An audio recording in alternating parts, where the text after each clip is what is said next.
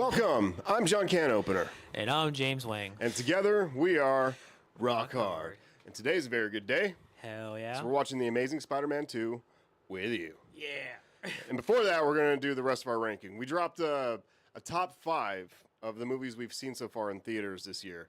And we're gonna breeze right through the rest of them, our full ranking, before we get started with Amazing Spider-Man 2. Yeah. But how you guys doing? I see a couple of you in here already. Yeah, we got Good to see you guys. Yeah. I know we took a week off last week. And it was weird cuz like we're just so used to like having this like, you know, this constant schedule every week to do a video or a live stream. Well, live streaming in the past couple of weeks, but we were always just doing something. And so, but last week I was out of town, so we didn't really got together and do anything. So it felt weird, and we were just eager to do something. And so that's why we did the half-year ranking video. Yeah, but live streaming is way more fun. Live streams are way more fun. Yeah. Way more fun. All right. So what we got? We got right. King Matthew, of course. Yeah, King Matthew, what up? Good to see you, good sir. He says, "What's up? How are you guys doing today?" Doing good. Doing good. Very excited to come back on stream. And Friday we have Friday off. Yep. And we're gonna go see Evil Dead Burn. And we are excited as fuck about that. So we're looking forward to that. Well, we'll say hi and everything, but I want to know if anybody's seen Supergirl yet, because we have not. So I want to, if you guys have, I want to know your opinions on it. Yeah. Anyway, who else? We got Enzo. Enzo, what up? He What said, up, dude? he said, "What up, gangsters?" What up, homie? What up? Good to see you, man.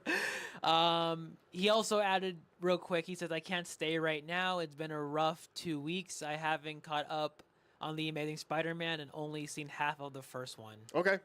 All right. Hey, you're all good, bro. I understand. Well, thanks for stopping by, man. Yeah, We thank appreciate you. you checking in.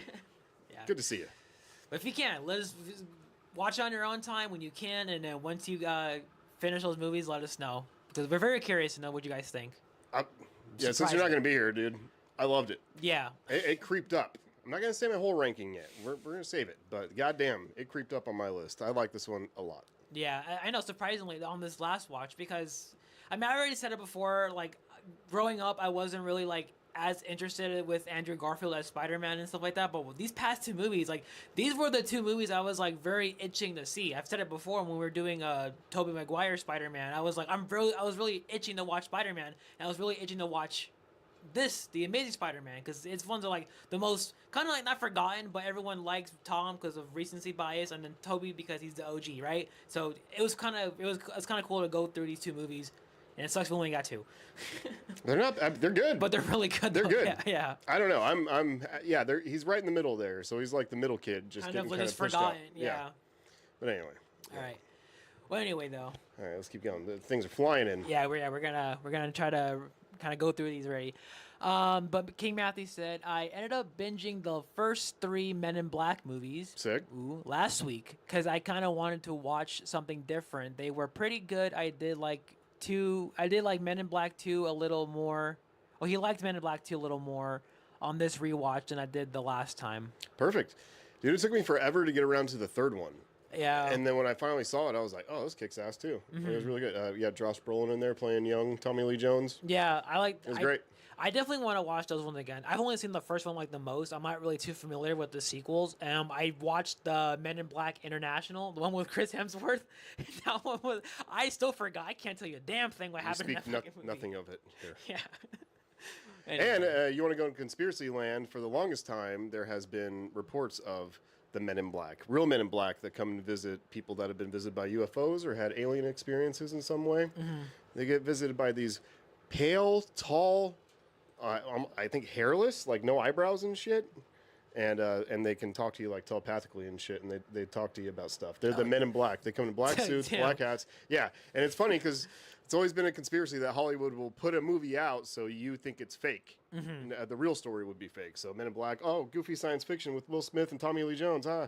But yeah, it could be some real stuff going on there, but who knows? But anyway, I'm happy you watched them, man, because I enjoy those. All right, let's see. Oh, King Matthew says, I haven't seen Supergirl yet.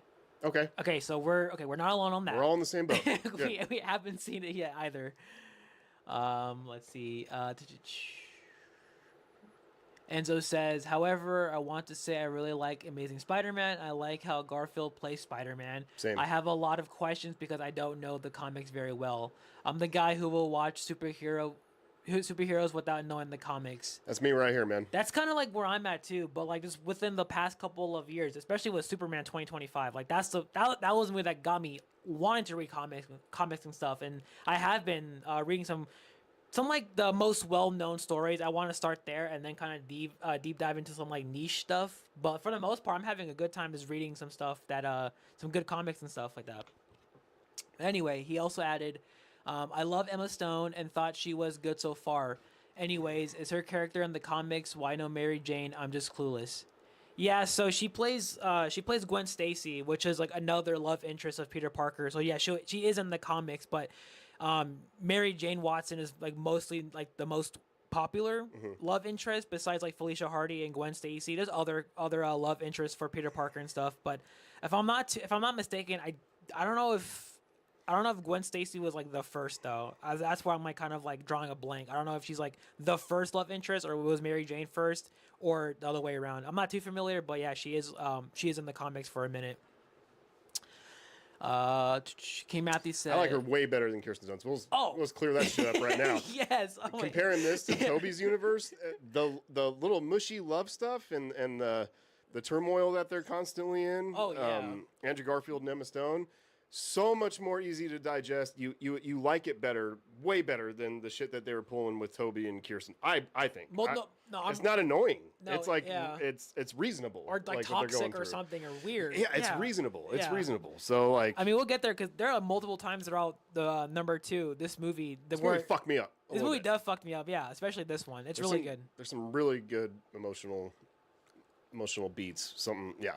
Anyway, there's some sad shit that happens in this movie. Yeah, fuck yeah. Let's see. And then King Matthew said, also I got some big news. I moved into a new house last week on Friday. Good. Wow. So I've been in moving process the last few days. It's a nice house. Dude, congratulations, man. Moving to a new castle already? Shit. Got a baby on the way too, right? Isn't King Matthew having a baby? I think so, yeah. Yeah, dude, you're moving on up, man. Good job. Bro. Cool, dude. That's great news. I'm glad to hear it, man. Your good news makes me feel better. Yeah, for real. We're just like always just fucking like going to some shit, so we need some good news. So that's very awesome, bro. Congrats. Congrats, man. Enzo, he says, anyways, it was my birthday last week and work was busy, and right now I'm going to spend time with my 2 little kids. Perfect, dude. Aw. Happy birthday, my happy friend. belated birthday. We're sorry. We didn't say it sooner. Because we were out of town last week. That's why. You were out of town. I was out of town. My bad. Well, anyway, happy birthday, bro. He says, I agree. I loved Gwen Stacy better. She has better foundation and respects Peter. Absolutely. Yes. Yeah, it's not as cringe. As in, it's like, oh, I know you're Spider-Man. I know you're saving the world and stuff, but like, you don't come to my plays. Can you ever think about me? He's like, what? Can you ever think about me? Like, what are you saying right now? It's so weird. Anyways, I'll catch up soon, and I'm sorry, guys. I'll be back next week, and we'll catch up. All good, dude. Alrighty, Thanks for stopping by, man. Good to see you. You're a real one. I'll see you next week. All right. Well, anyway, let's go ahead and start doing our rankings for the 2026 half of the year. Okay, we're going to blow through this, too. Yeah, we're not going to spend a lot of time on this because we usually do. But because once again, The Amazing Spider-Man 2 is another long one. It's like damn near 2.5 hours. Yeah, so we're going to try to speed run through our rankings real quick because, we just can't spend too much time on this. But anyway, though, so with this ranking, if you haven't seen our video, we have seen 16 movies. 18 for this guy because I didn't watch Have Fun, Good Luck, Don't Die, and The Devil Wears Prada 2. I haven't seen those, but so that's why we're only doing 16. Anyway, do you want to go first, or do you want me to go first again? Okay. Usually we go worst to best, but we already did our best. Yeah. So I think we should start from the bottom up. Bottom up. All right. So what's your number 16? My number 16, most piece of shit movie of the year so far, and probably of the year and years to come. I'll tell you that. Passenger. Movie sucked ass. Never want to see it again. I'm going to turn everybody away from it that's even interested in it because it's a piece of shit movie that you should not watch. Unless, I guess, if you're like 7. If you're like 7 years old and you want to stay up and you want to, watch a horror movie with your friends, but you guys are too new to the genre to really go balls deep into like The Exorcist or something like that. Yeah, this is a good little pussy one for you to get into. But like, this is an embarrassment as a horror movie for like, because it was dished to us as at least a jump scare fest. Oh yeah, that's how they marketed it. I was expecting it to be shitty, but I was not expecting, very limited jump scares. At least, dude, and the fucking villain himself is not even scary. This movie sucks. Don't watch this movie. Like Passenger, yeah, terrible, generic, like this thing, whatever the fuck this soulless. Just bad. It has to be really bad for me to go this hard because I am usually pretty forgiving. But fuck this movie. Well, I'm right there with you. So my number 16 is also Passenger 2.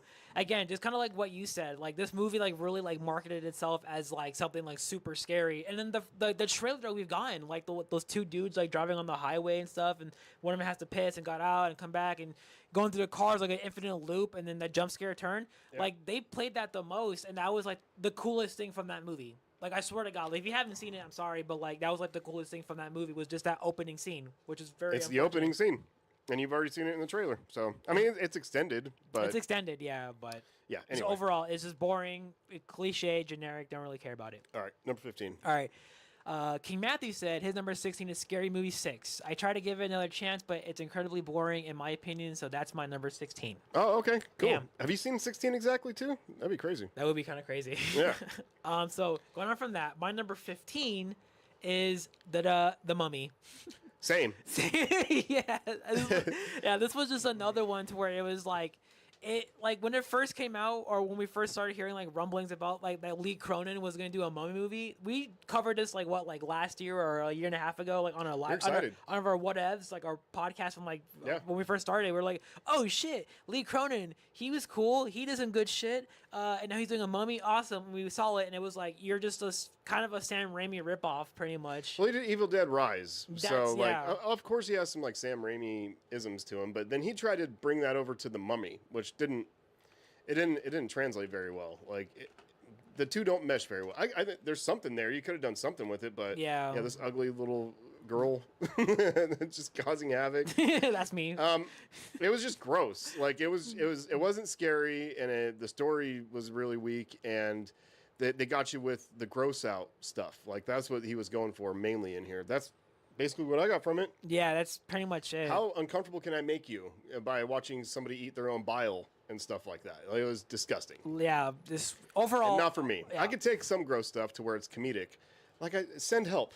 Which we already mentioned in our top 5. Mm-hmm. But Send Help has some really gross shit. It's Sam Raimi, but, like, like when... I don't know if you've seen it, but there's a part where one character pukes in another character's face. And it is very funny. And you would think I'd be disgusted after saying how much I didn't like this shit. But yeah, dude, it's done right in Sam Raimi's. This ain't done right. Yeah, it is not. So The Mummy sucks. No. And I my own expectations too, because I thought we were going to be in pyramids. I thought we were finally getting like a very like a scary mummy movie, and I was really excited for it. And this turned out to just be whatever, just it was kind of gross fest. It was, and then like they kind of, I don't know. I honestly don't really remember too much, but I realized that they kind of didn't really spend as much time in Egypt. They were just like they were there for like. They said, let's go to New Mexico. Looks close enough. Exactly. That was like, so like they prided themselves on fucking trying to do like a mummy movie, but they're not even in Egypt. It's in fucking New Mexico in the desert. I'm like, oh, I guess. And then there's all in the house. Evil Dead like. It was just like a fucking just call it Evil Dead and just call it a day. That's it. It was nasty. It was nasty. Movie sucks. Moving on. Anyway, King Matthew said his number 15 is Return to Silent Hill. Oh, we did not see that. We did not see that, but I also heard terrible things. I heard very, very bad things. All right, sir, what is your number 14? Number 14, and I'm pretty sure it's yours as well. Undertone. Yes. Damn, that's crazy. There we go. Undertone is our number 14. This one was another movie that was marketed as to be like, oh, this shit's gonna be so fucking crazy. It's gonna be so scary. The scariest movie you'll ever hear. Right, literally right here. The scariest movie you'll ever hear. And no. This movie sucked. I was kind of bored. I was in and out. It was, I mean, like, I'm not going to say it's, like, terrible, but, like, it was kind of, like, again, just a generic fucking, like, you know, kind of these two people talking over a podcast and stuff like that, and they do, like, true crime or something like that, and it's kind of like, all right, you know. Well, and then it starts bleeding into their lives and everything. Yeah. And for it being the scariest movie you'll ever hear, the stuff that you do hear, I've heard way scarier shit. Mm-hmm. Way scarier. So if you're marketing this as... This is mainly like an audio file movie. Like, you're going to have to use your ears a lot. I'm big on sound in movies. I think it does more than what people think. You know what I mean? Mm-hmm. But like, so I was ready for some scary shit to hear because I don't need to see everything. I could just hear some shit and I'll be, oh God, Blair Witch Project, one of my favorite movies of all time. You see nothing. You hear a lot, but you don't see shit. So I was ready for something like that, and it's just like, okay, well, no, No. this movie sucked. Yeah, it was. Some people did like it, but to me, it was boring, and it should have just been a streaming movie. It should have. Say that. Yeah. Well, when did it come out again? It came out March. March. Damn. There you go. Beginning of the year. That's why. What's it sitting at? 5.9. Yeah, 3 stars. Whatever. Well, who gives a shit? It's aight. That's kind of 824. See, hit or miss for us. See, it is. That's exactly why I've said it before too. Yeah, it's a hit or miss. King Matthew said, "You know the movie is going to be terrible when it's advertised as the scariest movie ever." Yeah, don't ever fall for Yeah, that. don't ever. But God damn it, do we? I get roped in every fucking time. Yeah. All right. So going on from that, I got my number. Where are we at? 13. 13. All right. So before I say my number 13, I just want to quickly say, Undertale and the Mummy, Passenger were like the worst movies. For me, I feel like now everything else kind of like I'm kind of stuck because I don't know where to put these. Some of these, so the following. When I get to a certain point, top 5 is when they're good. But for these little in betweens, it's kind of hard for me to fucking rank these. I hear you. With that being said, though, I'm with you on that too. Those 3 were the worst movies we've seen. Yeah. Everything else we pretty much dug. It's been a pretty good year so far for the stuff that we've seen. So.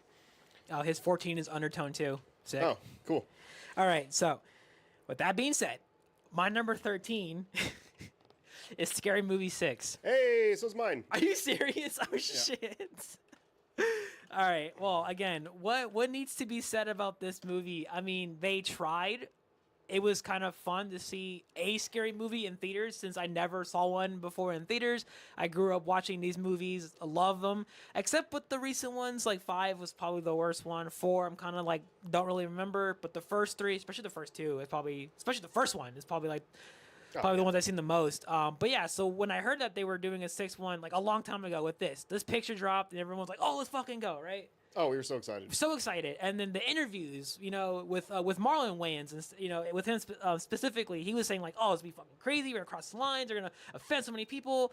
And then when we saw it, we were like, what? Like, where is it at? Like there were some funny moments, but like they really thought that I wasn't like belly aching laughing. We said this before in another thing, but yeah. Yeah, it wasn't. And we should have. This is where like your expectations should have been somewhat met. Like it's been a long time. Yeah. These people haven't had the rights to this property in a long time, so they finally get it back. And why not take it back to the original and do like a version of Scary Movie 1?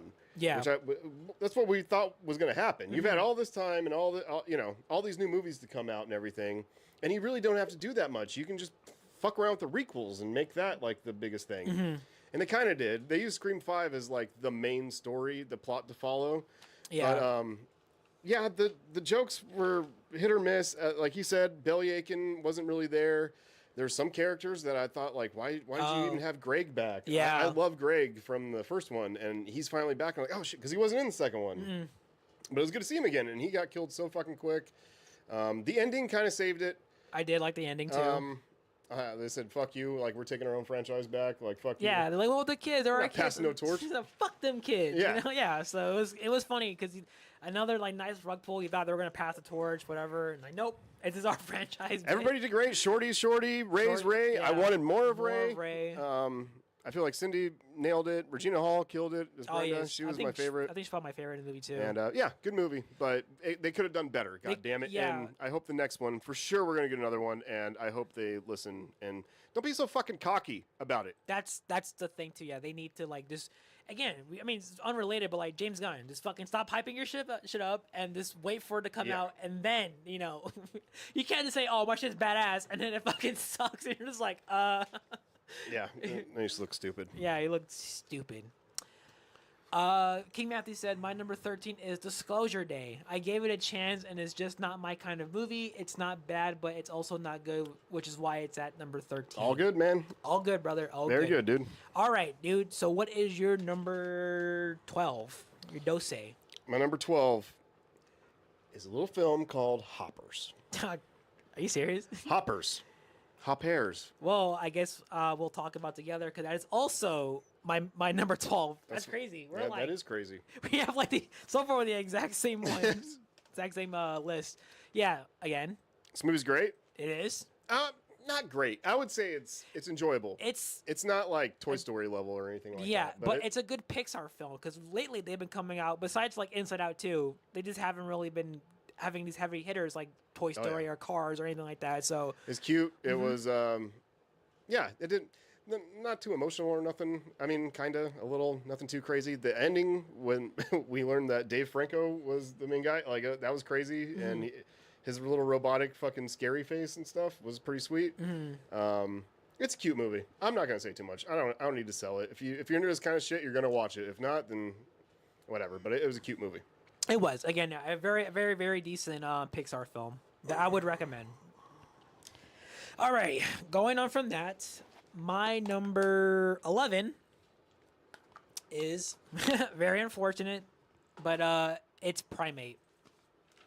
Primate. Yeah, mine too. Are you serious? I swear to God. Holy shit. Did he do his number 12 yet? Did King Matthew do his number 12? Let's Before see. we get too far ahead. He has not. He says, one problem I had with Scary Movie 6 is there's no reaction to Doofy's death.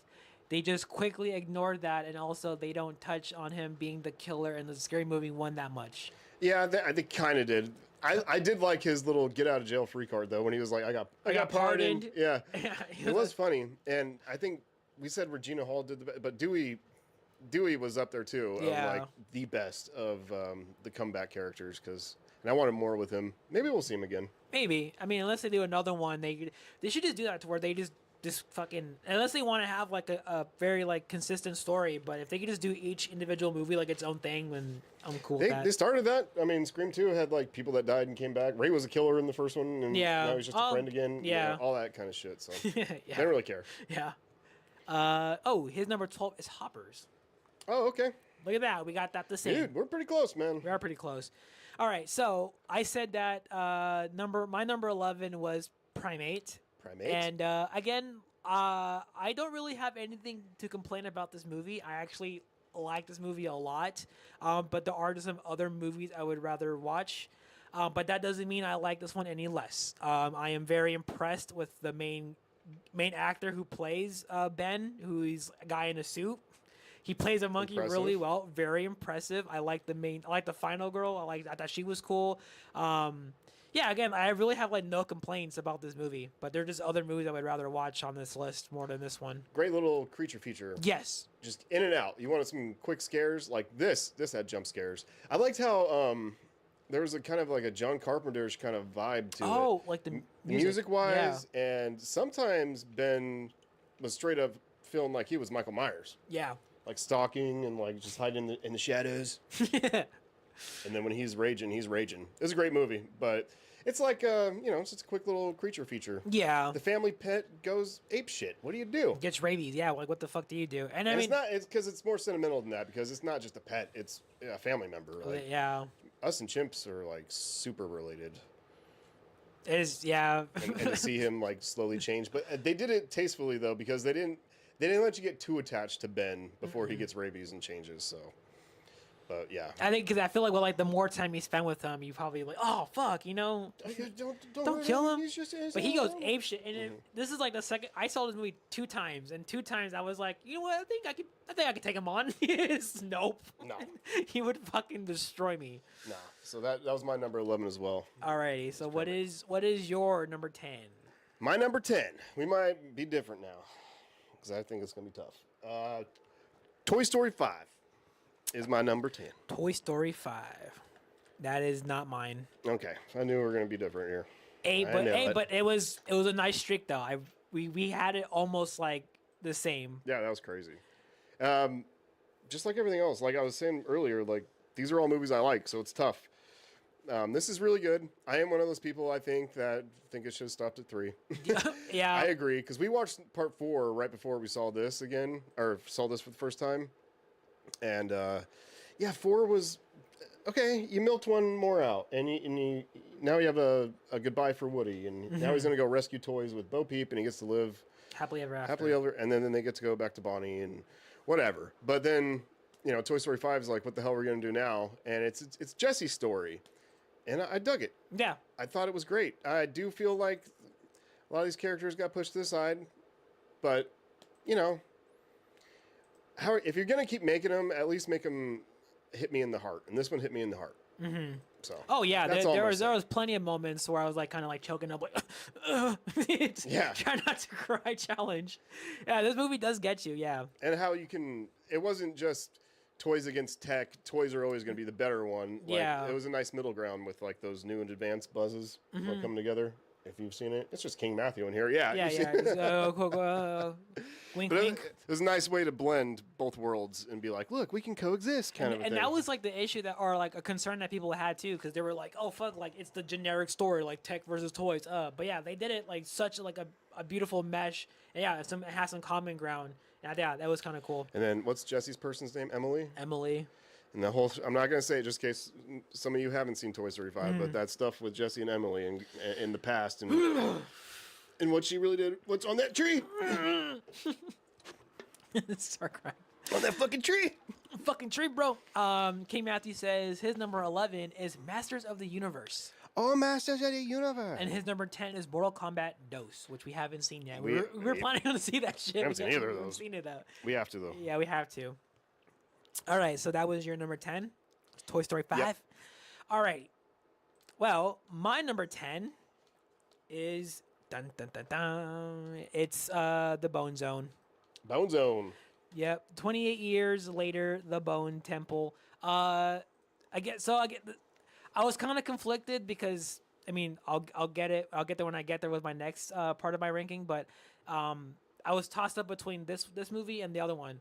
I really like this movie a lot too. This one was a hell of a lot better than the first 28 years later. Because, I mean, just again, I've never seen any of these movies in theaters before 28 years later. So we watched the other ones, prepping it up to it, and I liked it a lot. Or I liked this one more than the last one. Was it Ralph Fiennes? Ralph Fiennes, not Rafe, not Ralph. Apparently, yeah. This guy was the fucking highlight from the last movie, and he was the highlight for this movie. Yeah, he's great. He was really good. I really liked him a lot, and to see more of like the Jimmys and stuff. Oh, Jimmy, your boy right here. I always forget his name. Jack O'Connell. I love that guy. This guy, is awesome. Samson was cool too, and just seeing him like again, I mean, spoiler, but him like trying to like figure out like to sedate him or like almost bring him back to being a human is there again. A person still in there? Yeah, with the infected. It's pretty interesting. Pretty interesting, and seeing Spike kind of like go through his little dilemma with the Jimmys and stuff, and even at the end with like you get fucking Cillian Murphy. I dropped like on his name. Yeah, you get Jim. You get Jim. That was confusing me because I was like, wait a minute, we're trying to figure this out, and I was like, there's Jimmys everywhere. There's only one Jim. Why would they use the same name? Oh, yeah, I guess they just did. And they brought back Cillian Murphy, and it was awesome. So I mean, if we do get another one, it'd be kind of cool to see that. Anyways, that's why it's my number 10. Very good, sir. All right. Your number 9. You want me to do it? Yeah. Mine is Backshots. Back Rooms is my number 9. Backshots. Oh shit! I almost typed in Backshots. Back Rooms. I almost fucked up there on stream. All right. Back Rooms. Way to go, A24. You made one I liked. For real. I dug this. I dug this hella. And I dug it so much that we always go to Halloween Horror Nights every year. Mm-hmm. And I'm like, if they don't do a house of this, they're smoking. Missed opportunity. This was great. This was. It could have been more creepy, but it was creepy enough. But just the whole idea of this whole area, this whole backrooms area, and what it represents, they kind of don't really explain fully what happened, which is kind of good for this. And this kid that made this, Backrooms just surpassed 350 million. Yeah, I know Obsession's getting a lot of fucking praise, crossing 400 million. 350 million is pretty fucking good as well. Yeah. So, I mean, give it up. Yeah, give him a nice little clap. I feel like Obsession is the fucking talk of the town. It is. But the Backrooms is sweet. Yeah, it is. Yeah, and it's very impressive. Again, a kid from YouTube, I just fucking started this, and he gets to direct a movie. That's crazy. And also, I do like how, I mean, for something so simple, it's unsettling, and I think that's why I attracted That's a good more. word. There you go. It's very unsettling. Like this empty rooms, because I'm sure we've all experienced like something like that. You know, we go to like a department store and there's like it's empty kind of, and you kind of feel like a little uneasy, like ew. You know, you feel gross to be there. So I can only imagine how you would feel if you were to actually walk in something like exactly like this. It'd be fucking terrifying. I would do. I installed countertops at one point in my life. That was a job, and sometimes it'd just be empty buildings, and it'd just be a million like doctors' offices or something. And hello, echoes. Just working late. Yeah. Oh God. Fuck that. All right. Just be room after room, and it's just you. Goddamn. All right, let's see. King Matthew says, my number 9 is a movie called Peaky Blinders, The Immortal Man. It was a film released on Netflix, which ironically stars Cillian Murphy. I heard that show's good. I know, I heard it too. I seen some clips. Kind of want to check it out. Because it's kind of like that, like, you know, like, kind of like mob-ish, kind of. And I think stuff. so. Yeah, like very, but Irish mob and stuff like that, so. Irish. That's Scottish. Scottish. Right. So going on from that, my number 9 is Toy Story 5. Dun, dun, dun, dun. So that's why I was this is where I said when I was talking about the Bone Zone, I was like, I'm kind of tossed up between Bone Zone or Toy Story 5, and they're going to switch either or. But I kind of enjoyed this one more because this one definitely got me a little in the touchy-feely part.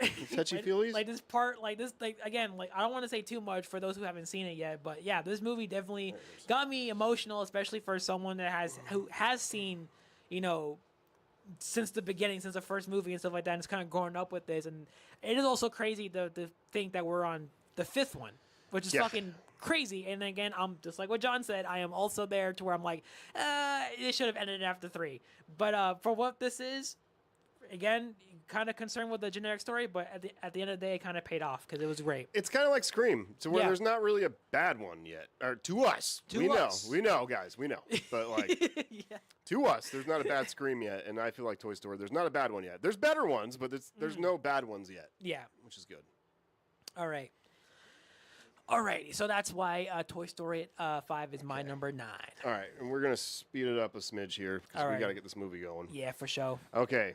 My number 8 is 28 Years Later. Damn. The Bone Zone. The Bone Zone. Bone Zone. Great. Like, what's your name? James. What's my name?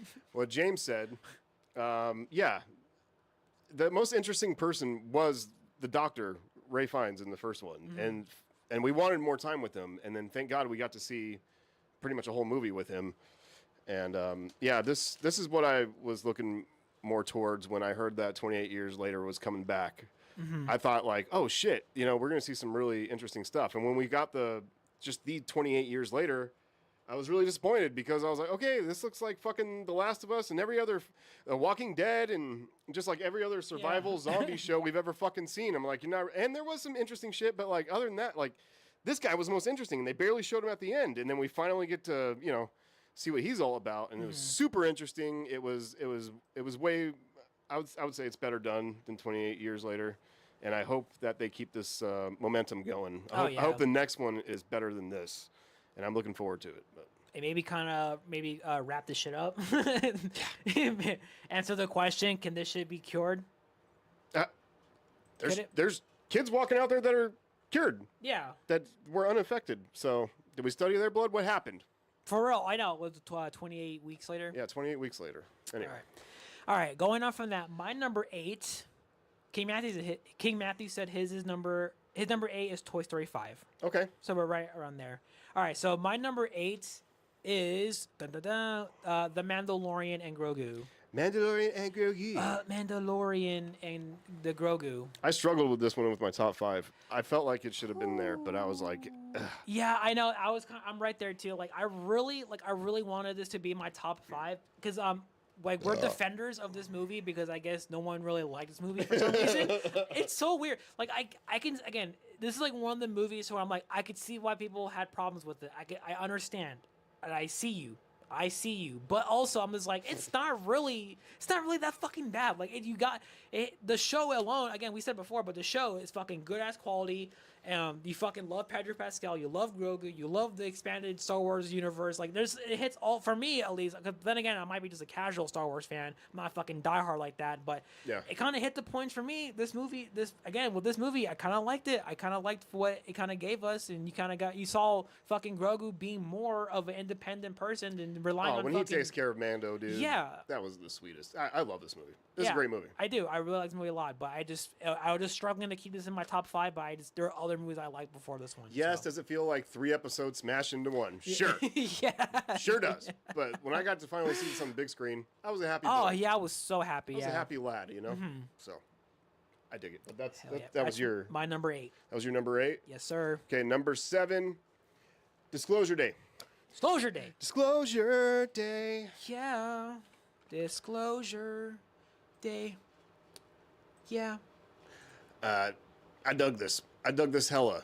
Yeah. I thought this was... I didn't like the ending so much. I'll say that.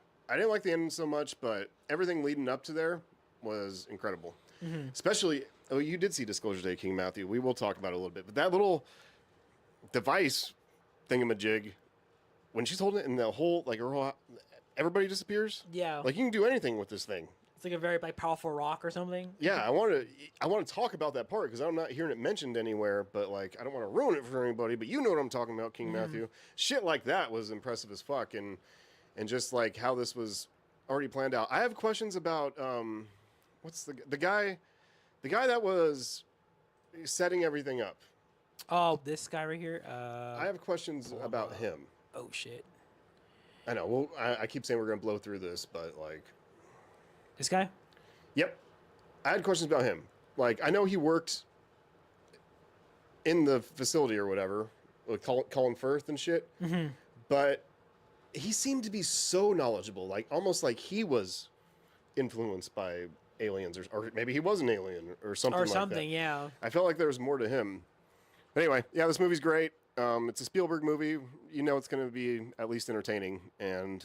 I wish there was more meat on the bone, but I think it's more about, here's a taste, now go do your homework. That's what it kind of felt like for me. That's what it felt like for me. All right. Well, going on from that, my number 7 is what you see before you, and that's the Backrooms. Yeah, so Backrooms, Backshots is my number 7. Nice. Yeah, I really like this a lot because I'm just very impressed with like how they able to get something that was an internet like creepypasta or whatever the terminology is for that. Like, they took something online and then they fucking just threw it at the wall to make a movie, and it fucking stuck, and it was really good. They got the guy who did the original video from back in the day on YouTube and stuff like that, or he was a kid, whatever. Impressive fella. Impressive fella. Yeah, and then I don't know, and then the fact that this movie did so well that now like studios are trying to like conjure up some other fucking creepypastas. They're starting. So now we're gonna get some like, you know, whatever, it's Siren Head or some other like random creepypasta. So it's kind of cool. Who knows? Like we might see some cool stuff. We better start making a horror short quick. Yeah, we need to start doing something. But again, it's very impressive, and I just really like the whole like aesthetic of like the Backrooms. There's a fucking nasty yellow, just creepy vibe to it, and also like the main guy, the entity thing. I mean, this is what it looked like, but I also like kind of understanding more with Clark and shit. You see that the entity was him and stuff like that. Yeah, I'll mention. Yeah, at the end when we see, you know, the version of Clark or whatever, I was like, what the fuck is this? Yeah. And it was too goofy for me. But after hearing more people explain how the Backrooms works and everything, I was like, oh, okay, I'm just stupid. And so it makes a lot more sense, and I'm cool with it now. But I kind of want to see more creepy shit like this little robot thing over here. Yeah. But anyway. All right. What do we got? All right. I think we are number 6. Oh, and King Matthew said my number 7 is Send Help. Oh, very good. Bada ching. All right. What is your number 6? Mandalorian and Grogu, my friend. The Mandalorian and the Grogu. Bum, bum, bum, bum. Yep. I loved it. It's awesome. It's just like the show, but better. And, and I want to see more. I don't care what anybody says, so fuck you guys. Yeah, for real. It was really good. We liked it. Fuck off. All right. That's it. All right. And that was the last one. That was the last one? You have one more. I have... Yeah. So, well, my number 6 My number 6 is I kind of did some changes. My number 6 was I put Send Help. Ah. So I kind of put. So I'll just go through it quickly. So I kind of. Oh yeah, you changed your top 5. I changed it. I Yeah. forgot. Yeah. Because when we did everything, I was like, okay, I might change some shit around, and then kind of looked at my list, and then I kind of changed it to how I felt better about it. So number 6, I put Send Help. Number 5, I put Ready or Not 2. Number 4, I put Disclosure Day. Mm-hmm. Number 3, I put Scream 7. Number 2, I put Project Hail Mary. Okay. And then number 1, Obsession. So I really just added Project Hail Mary and kind of shifted everything down. Okay. Okay. So I just added Project Hail Mary is my number 2 because that was. I'll run through mine again too, okay. And then my number 5 was Send Help. Number 4 was Scream 7. Number 3 was Ready or Not 2. Number 2 was Obsession, and number 1 was Project Hail Mary. Yeah. And that one was holding me up too, because when we got to Hail Mary, I was like, I think that is the best movie I've seen this year. Like, Literally. if I'm gonna be real, like, I think that is the best movie I've seen, and it's an enjoyable flick. This movie made me like Ryan Gosling a lot more. And it's a very pretty movie. It's gorgeous to look at. Look at this. And it doesn't stop. The Petrova line, this shit was crazy. The details inside the ship, how they have to communicate and Rocky and stuff, work together, because they both need the sun, motherfucker. Yeah. Anyway. Yeah. Anyway, good flick. That was our top 16 of, or not top 16. Is our ranking of half the year. Half the year gone. Half the year. Kaputs. Out the fucking door. All right, now Amazing Spider-Man 2. Ready? Go. Oh God. All right. Let's see. Keep me out this. I can't remember what my number 5 was, but I think I had Scream 7 at either 1 or 2, with Obsession at 3. Damn. You had Toy Story 5 in yours, and you had Backrooms. I remember. Yeah, he said, number 8 is Toy Story 5. Number 7 is Send Help. Number 6 is The Backrooms. And then 5, he doesn't remember, but he has Scream 7 at number 1 and number 2. Nice. And with Obsession at number 3. Perfect. All right.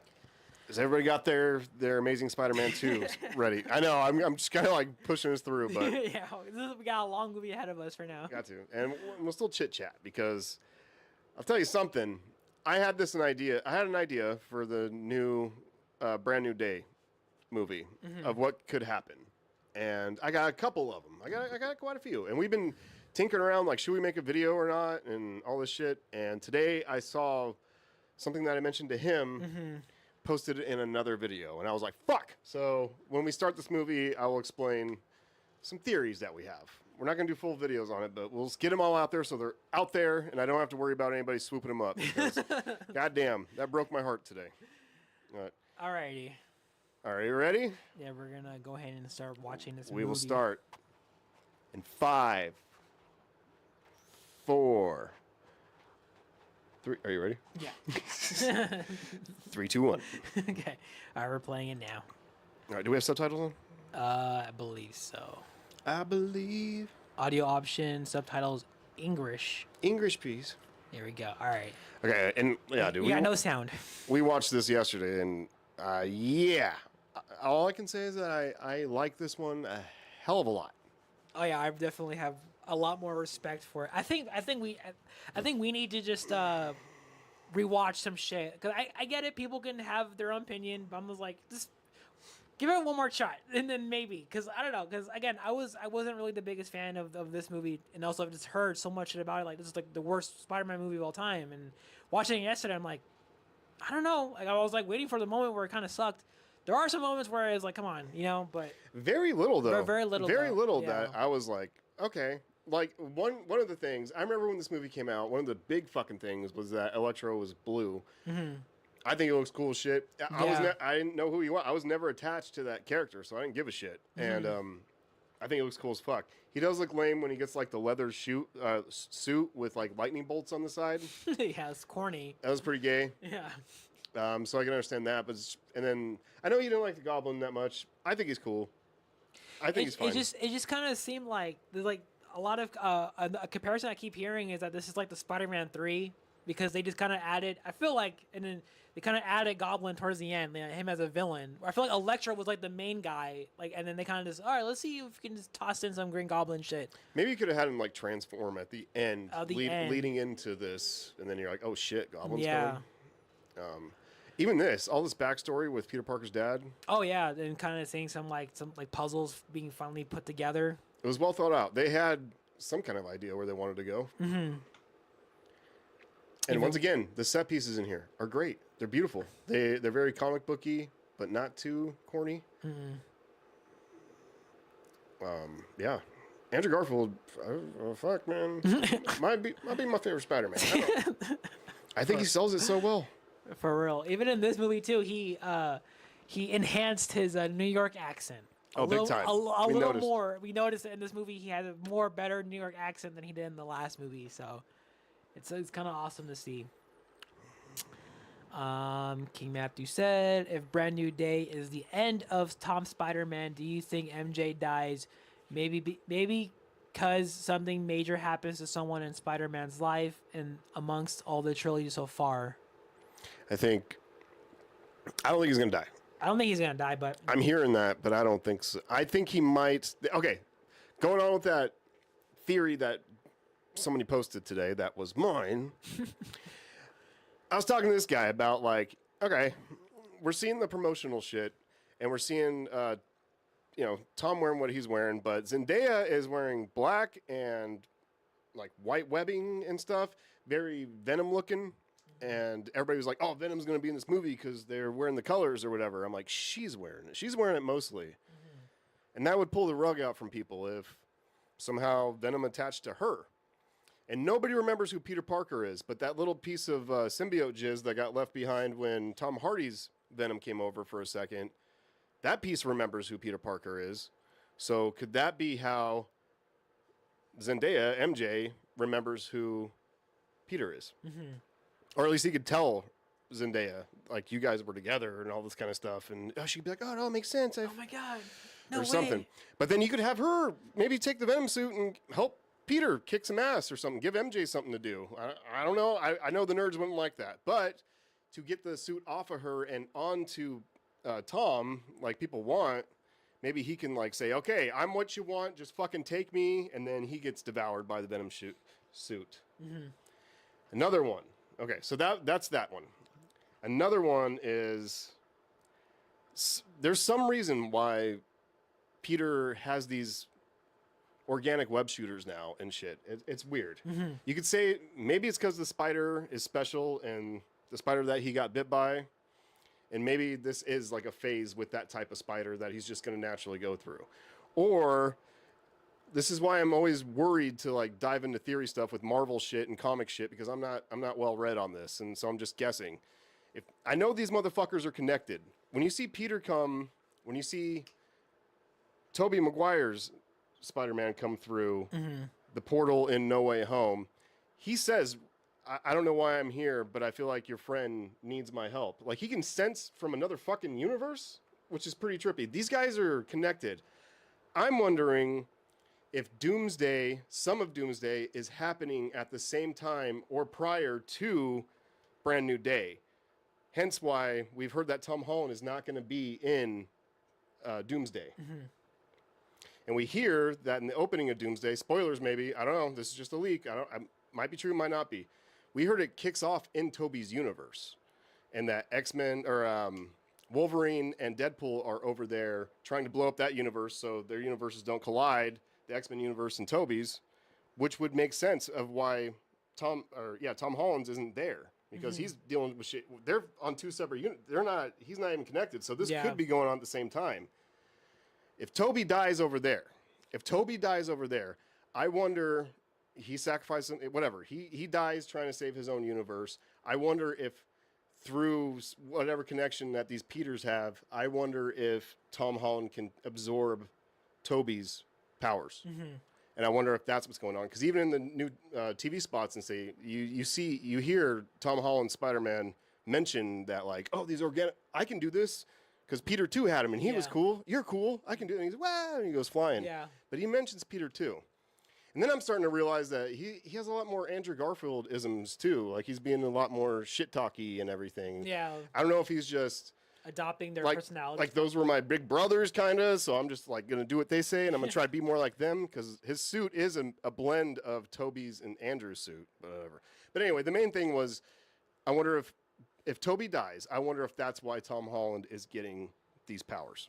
I wonder if somehow they can get transferred through some way. And then there's another one.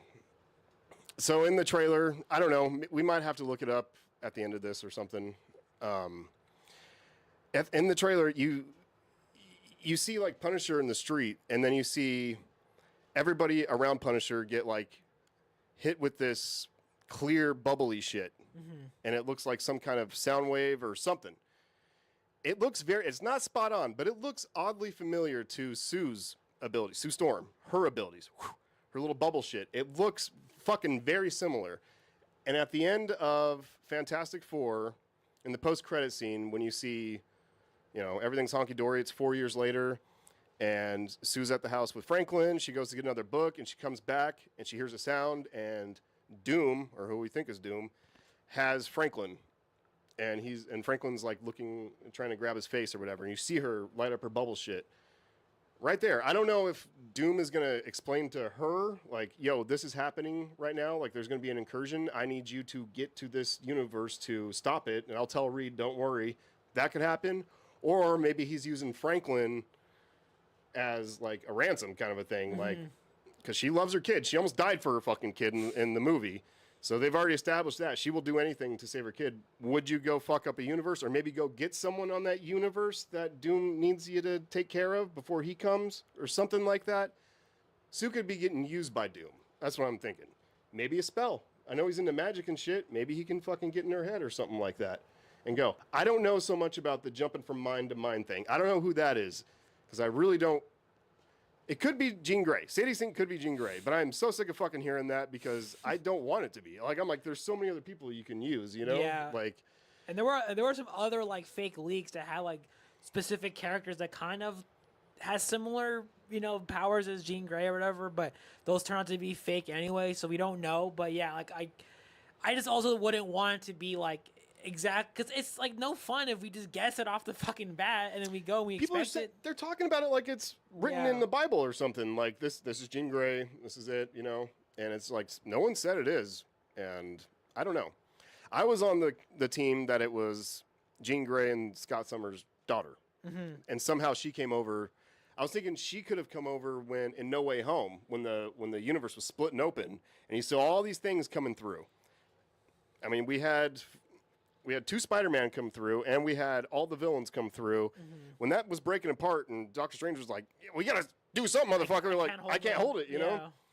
I mean, what if we see like a flashback or something, and we see someone shoot out, and it's fucking Sadie Sink or whatever from that universe? Because it looks like there's someone in that blue shit that looks like they're wearing headphones. It looks like somebody with headphones. It could be a superhero that I'm not aware of, but it looks like maybe a kid with headphones, like, coming through or whatever. Maybe they know their universe is fucked, so they're sending her over here, and then she's what's causing the incursion there, because she ain't from there. So that could be causing an incursion there. And I'm still iffy on what causes incursions and what doesn't. But I know if you're in a universe that you're not supposed to be in, that shit starts causing incursions. So, but once again, I am not well read on comics, and I'm just trying to put shit together. But I don't know. Now that theory's going around about Zendaya maybe getting the symbiote suit, and I'm like, God damn it, I wish we would have got that out before, because I swear to God, I was just talking to him about that the other day. Yeah. Anyway, Amazing Spider-Man 2. I know, this movie's been going on for, we're already, 10 minutes in? And so much action right off the bat. Yeah, you get fucking... Yeah, I think also, too, I mean, I probably said it before, but I'll say it again. I really dig the web swinging in this movie a lot more now. A lot of practical shit. Yeah, Mark Webb, he can definitely make a good movie with Spider-Man. Yep. It's colorful. Okay, I get the Rhino gets a lot of static, but, like, dude, it's a comic book movie. He's hamming it up just like anybody else would. Also, too, it was kind of like an interesting choice to kind of make him like a dude in a suit instead of him just being like this fucking roided out thing he was supposed to be. You know, that was kind of an interesting thing.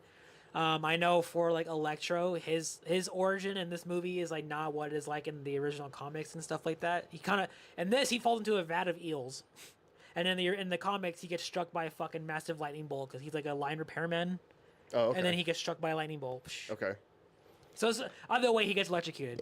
Well, this is good enough for me. Him Yeah. falling into the ills. Like I said, like It I'm makes not sense attached. for like Oscorp and shit. So Yeah. it makes a lot of sense. Let's see. King Matthew says they turned Electro into Megamind in this film, which is design. LOL, for real. He also said, I have a theory. It might be a bit ridiculous, but in the trailer, I think they show Spider-Man fighting Hulk. Black Widow isn't there to calm Hulk down anymore, but Yelena maybe could appear to calm Hulk. Maybe. You also heard some shit, or I didn't see it, but I've been seeing some shit like they have a fucking like sex scene together or something. I heard there's a scene where Yelena and Peter are both naked together. Fuck yeah. And I want to see both of their cheeks. I want to see all 4 of them. I don't know. I don't know about that, but if it happens, it happens. But it was kind of weird to see because you don't really, I wonder if it's going to be some kind of like, whatever's getting into everybody's mind. I wonder if it's going to fuck with Peter in some way or like whisper like, oh, I saw you and Yelena or whatever. And maybe he had like a wet dream. A wet dream? Yeah.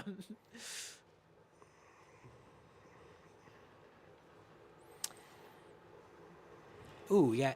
Edward Duncan. What up, dude? He says, hey, guys, great to see you guys back. Hey, man, good to see you. Thank you, yeah. We're watching Amazing Spider-Man 2. We're about, how far are we in? We are about 13 minutes in. Yeah, we're about 13 minutes in. This is, right now, Spider-Man is fucking getting those orange thingies. Dude, and then the thing collided with the bus. And this is off the bat. We're just going, man. Yeah, this is like so much action. Like the first 13 minutes is insane. And I think this is my favorite suit. I think I'm gonna say it. Ooh. I know. No, it's good. I think definitely the mask. I think the mask is the best. I like the big eyes. And I think the webbing's good. I think it looks great. Sick. That ass, dude. Kata. See, I think it's just fine. I know he's over the top. And then Spider-Man fucking with him. See, I see Tom doing more of this kind of shit. For real. He missed the valedictorian spitch. Spit. Spitch. Yeah, maybe that's why some of the guys from the trailer that were talking about Spider-Man saying that I think we will see how MJ is doing. Maybe that's why they're saying all this because why? Yeah, maybe that's why some of the guys from the trailer were talking about Spider-Man saying that I think we'll see how. Oh, that one guy walks by and says, "Well, let me see. I guess I'll see how MJ's doing." Oh. God damn, I forgot about that. But I don't know, like, who is that? Like, I think they're trying to frame it as Sadie Sink is doing this, but what if she's not? What if she's not? They knew that Peter and Yelena were in love at some point. Ooh. That would be kind of, Ooh. yeah. That's not bad. Yeah, maybe he was lonely. He's like, fuck, all right. She's lonely. She's lonely. Boom! Maybe they are fucking. Yeah. I'm down for it. I want to see that. I want to see it. I'll break a 5 for that. You know? Break a 5. Oh my goodness. There's Peter. There you go. We just graduated. I wish Jericho could have been here. It's like, way to ruin it. Yeah, way to fucking sour the fucking moment, you heartless bitch. Yeah, I knew you were going to bring that up. Yeah. It's my fucking fault, I know. Fucking would be nice if he was here, huh? I like this part where he like just stares off and he sees like Captain Stacy in the background, that little stare he does. And what a missed opportunity when Gwen dies at the funeral. I thought for sure Captain Stacy would be standing there. Like, exactly. Yeah. Fuck with Peter a little more, you know what I mean? Like I told you. And that's when he stopped pulling his punches. Or he's going to see both of them. Ooh. Ooh.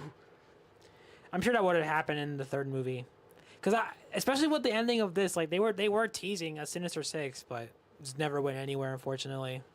Oh, they're so much cuter. Oh yeah. Kiss again, yeah, kiss again. One more, you got it. Come on.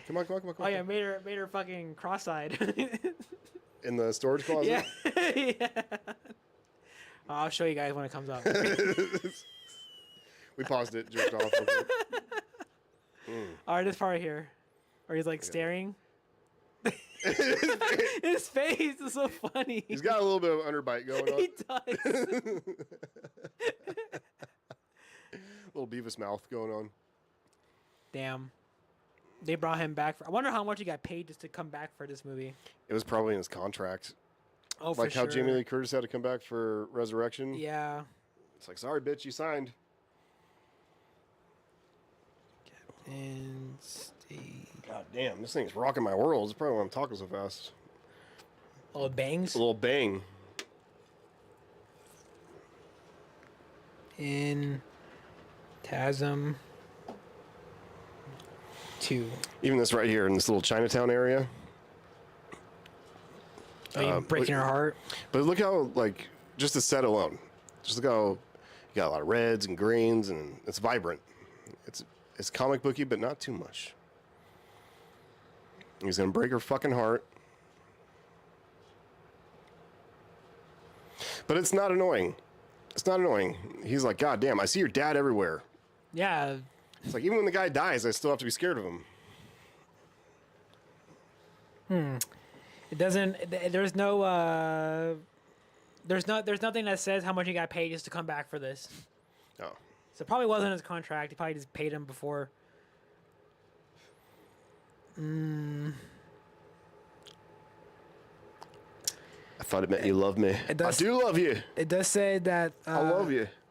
In major Hollywood productions like this, a returning actor filming brief new scenes or cameos is typically paid a flat daily rate or a predetermined fee negotiated by their agent. This is separate from lead actors like Andrew Garfield, whose base salary for the sequel was reported to be around $1 million. His face. What's up with the Peters making the weird faces? I know. That's probably the criteria. Not Tom Holland. He's a cutie.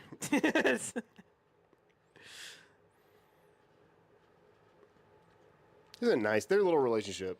I know. I Tom really and like. Zendaya. Yeah. Well, I mean, I would say but I definitely like Gwen and Peter. I like their shit more. Oh, theirs is the best. The best. I'm talking about Tom and Zendaya in real life. Oh, in real life, yeah, real They're life, fucking yeah. adorable. They're adorable. And they also broke like that kind of like cursed kind of because like back when they were doing the OG Spider-Man, Tobey Maguire and Kirsten Dunst dated a little bit. And then he hit her. And then hit her. And then Emma Stone and Andrew Garfield, they dated And she during hit him. and that was like the whole thing too. Like in his contract, they weren't supposed to be dating, but they still did it anyway. And I think the same thing for Tom Holland too, but they wound up like actually getting married and shit. So it's like, is it because you're such good actors that you throw yourself into this love probably kind of role, and you're like, I fucking do I really love you? I think I love you. God damn, I can't stop thinking about you. Oh yeah, when he runs away. Just yeah. The underbite. I do love you. No, walk away. Leave her behind. You're Spider-Man. You know what you have to do. I know, for real. It's tough though, and we're fucking it up. This is a good part. He runs away. Damn. Like if I was Spider-Man and that shit just happened to me, I would just jump right off. I know. I would no just, webs. I would just go find. I was gonna find a mugger and just beat the shit out of him. Yeah, that's it. Take my frustration on someone. On these kids. He beats up all these kids.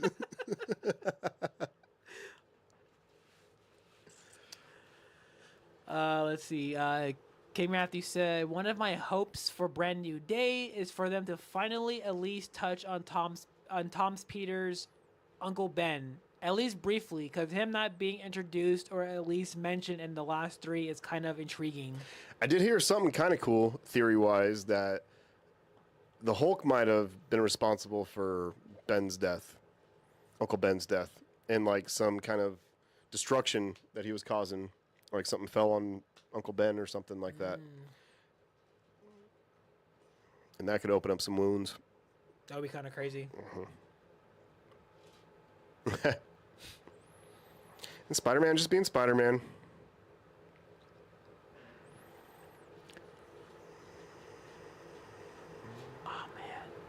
Here's an interesting question. Which Spider-Man suit out of the last few films that we've seen so far, which suit is y'all's favorite? Out of like the Tom Holland ones or the ones that we've seen so far? Out of the last few films that we've seen. Okay, that we watched from, together. From Spider-Man 1, 2, and 3, and then TASM 1 and TASM 2.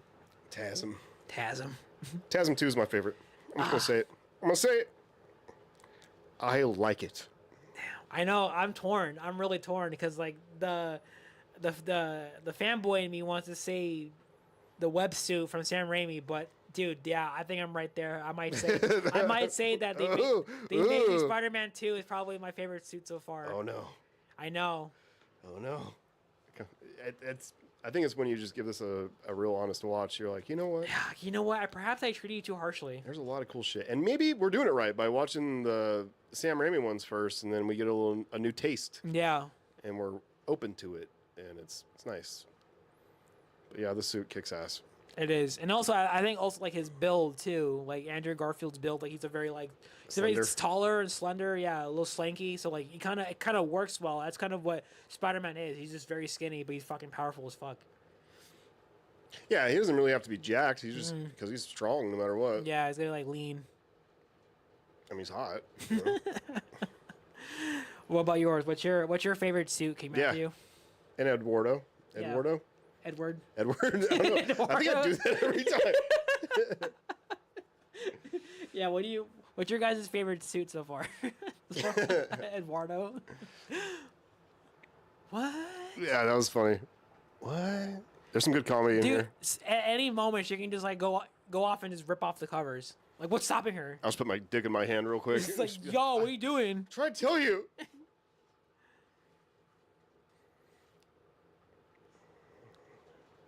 Clean your goddamn room. Yeah.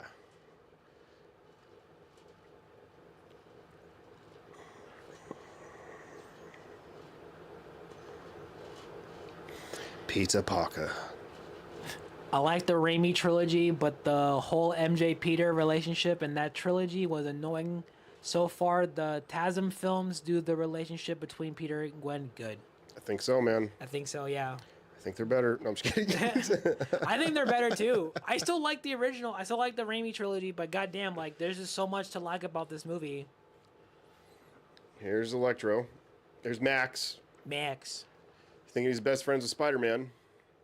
He reminded me a lot of kind of like Batman Forever Riddler, Jim Carrey's Riddler, and how he became obsessed with like Bruce Wayne. He wanted to be Bruce Wayne. He wanted to be friends with him, but then he started to try to want to become him. But Max just wants to be friends, and he thinks they're really close friends because no one gives this guy, the time of day. For real. Spider-Man's like, you're my eyes and ears out here. And he's like, oh, I mean something to you? It's sad. It is sad. You feel really bad for him. God, it is kind of hard to see this. We got Salted Trash. He says, Thwip. Hey, what's up, dude? Good to see you, man. What up? And then King Matthew said, and my favorite Spider-Man suit probably is going to have to be Spider-Man 1 suit. The web suit. Ugh, I know, I'm so torn, but god damn it, I just have to be honest. Like right now, I'm really digging Andrew Garfield's suit, especially this one, because the first movie, if you're talking about the Amazing Spider-Man 1 and then the web suit with Sam Raimi trilogy, I might have said web suit, but with this one, I'm really glad they fixed it. The TASM suit and the first one, not as good as this. Yeah, he had like sunglasses for eyes. Mm-hmm. I love the eyes on here. I like the big eyes. Mm-hmm. God damn. And don't do your laundry now, dumbass. For real. You go to a laundromat like everybody else. You go wash them in the river where no one's going to see you.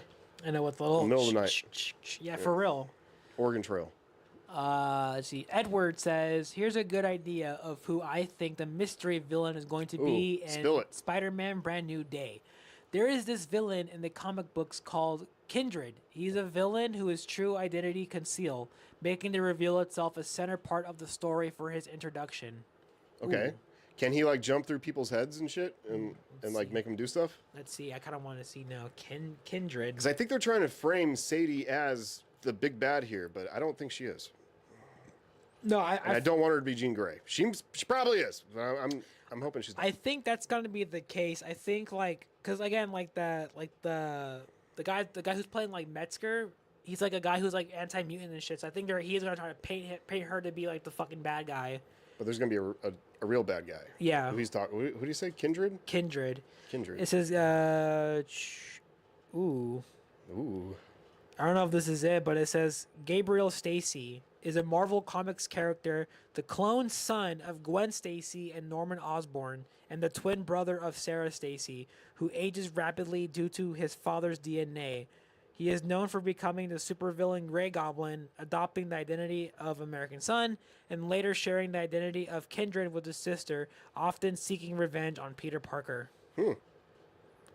Well, then that would be kind of a good, nice little introduction for Norman Osborn and Gwen Stacy in this. Because, yeah, like, you know, I like how they kind of touched on those on the first, you know, Sam Raimi trilogy with MJ, and then The Amazing Spider-Man with Gwen Stacy. And then with this version of Tom Holland, it's Michelle Jones, not Mary Jane. But to be able to get some sort of introduction for a Norman Osborn, which we're assuming that, like, I forgot the actor's name. But, like, I think he was, like, the voice actor for the Friendly Neighborhood Spider-Man. Keith David. Oh, wait, no. Is it Keith David? No, Keith David is the other guy talking about the life cycles. No. I don't know that guy's name. He was, like, a voice actor of Norman Osborn in the cartoon. So, and then I guess they're bringing him into live action, so it might be the same person. 74, thank you. But anyway, yeah, that'd be kind of cool. And, yeah, just to have, like, a niche, interesting character like that. You just have to have a lot of build-up for that, though. You can't just throw it at us because people are going to be like, who is this? For real. You're going to lose a lot of people. But that is pretty sweet, though. And see, again, it's better than fucking just automatically thinking Jean Grey. That's it. Call it a day. Close up shop. That's it. I hope it's not. I hope it's not just to see all these people that are so fucking confident. And people are like, well, I have a trusted source on the inside. It's like, I'm thinking that they're getting smart with their trusted sources. I think they're paying people off. They're fucking lying to you. Put fake shit out there. Yeah. Basically, we have the trailer to go off of. That's it. All the trailers, and the promotions. That's it. And the past movies. I think the post-credit scenes from, like, Multiverse of Madness, pretty much, what is it, Phase 4? Pretty much, yeah, like... Everything in Phase 4. Like Shang-Chi. We saw Shang-Chi. Let's talk about that. We finally saw Shang-Chi. Yeah, we and that came out in 2021, so we're seen it. We're like 5 years late. I just never really cared. Like it's like one of those to where I'm like, I'm sure it's awesome, and then whatever like that. The Eternals are really good, but I just never really came around to watching those movies. Anyway, but yeah, so we recently saw Shang-Chi, and it was directed by Daniel Destin Cretton, the guy who's doing Brand New Day. So we wanted to see this movie to see how we would get an idea of what his style could be like. And dude, like it's fucking like you can definitely see him do some Spider-Man shit. So yeah, Shang-Chi's flying around like he's got web shooters. So, but yeah, it was a great movie. I thought it was really sick, especially the ending. I thought that was really cool. Awkwafina sucks ass though. I cannot stand her. I don't think she's all that. I don't think she's funny. Half the time, it's a telegraph joke. It's something I could see coming a mile away, and you could pull it off with the right actor. But with her, dude, it just comes off so fucking corny. I just don't think she's all that, man. Besides her, though, I liked everything else. Yeah. Even the guy who plays Shang-Chi, he was a really good. I'm like, oh, okay, well, he's coming back somehow, so I wanted to see more of him. Yeah, it was cool. Him and his 10 bracelets. And the bracelets are putting off a beacon. A beacon, yeah. And a beacon to where? They don't tell us. Damn it. A beacon to doom. I was trying to think of something earlier when you were talking about, like, like, with like the post-credit scene for Fantastic Four, and you kind of it said 4 years later, but I fucked up. I thought everything would it would have made more sense if they tried to incorporate the past movies into the now. I was like, what if like the blip fucked something up? But the blip was 5 years, not 4 years later. I'm still confused because, yeah, we have like Vulture, Michael Keaton's Vulture in the Morbius world. Yeah. Did he come back? I don't think so. I think he's still stuck there. I don't know what the hell's going on. I still think I've been saying too. I've been seeing that he could be like the villain again. He could come back somehow. Oh, yeah. Bring it on. Michael Keaton comes back as the Vulture. Yeah, my boy. Sick. He's the new Iron Man. He's a variant. They got some unfinished business to take care of. I mean, who knows? And you're kind of going through all these other, like, villains, this montage of villains, like with Tarantula and fucking Ramrod and all these other ones that so like B-tier villains or whatever. The villain of the week, not to be rude about it, but if you want to fucking also have some more shit in it, dude, yeah, you could fucking bring back Michael Keaton as fucking Vulture and stuff. Mm-hmm. Very sick. And he forgets. He doesn't know. He's still, he doesn't know who Spider-Man is, but he just knows that he's a problem. And he wants to beat the shit out of him. Yeah. And Scorpion too. So you could have like a Sinister Six. Yeah. In Brand New Day. This Norman shit is pretty cool. Maybe this is what pissed people off because Harry pretty much becomes like there's no Norman becoming the Goblin. I mean, he kind of did, but he just dies. Yeah. It's kind of like something that he thought was going to heal him, and it turned out not so much. Probably just killed him. And it's genetic. You piece of shit. The Osborn curse. So he was sick already. It was something that was already in him. Mm-hmm. And then the stuff that he made turned him into the Goblin. Or maybe or is this just what happens? You just turn into the Goblin. I think this is what happens when he doesn't take care of it. Because I think they were testing it, but they never oh no! Look, his fingers are fucked up. I know. That's what I'm. Oh yeah, so they probably just give it to him. That's what I'm worried about. Like he's gonna die anyway.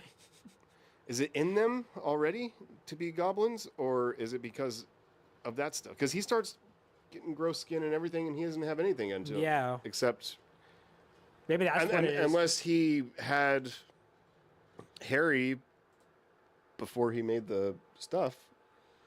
I don't get it. Yeah, that's why I'm kind of confused too. He does kind of have like the claws on his hands, and he's all green and shit. So maybe like they are going to slowly turn into a goblin and die anyway, or you can just tame the goblin and you're just a goblin-looking fuck.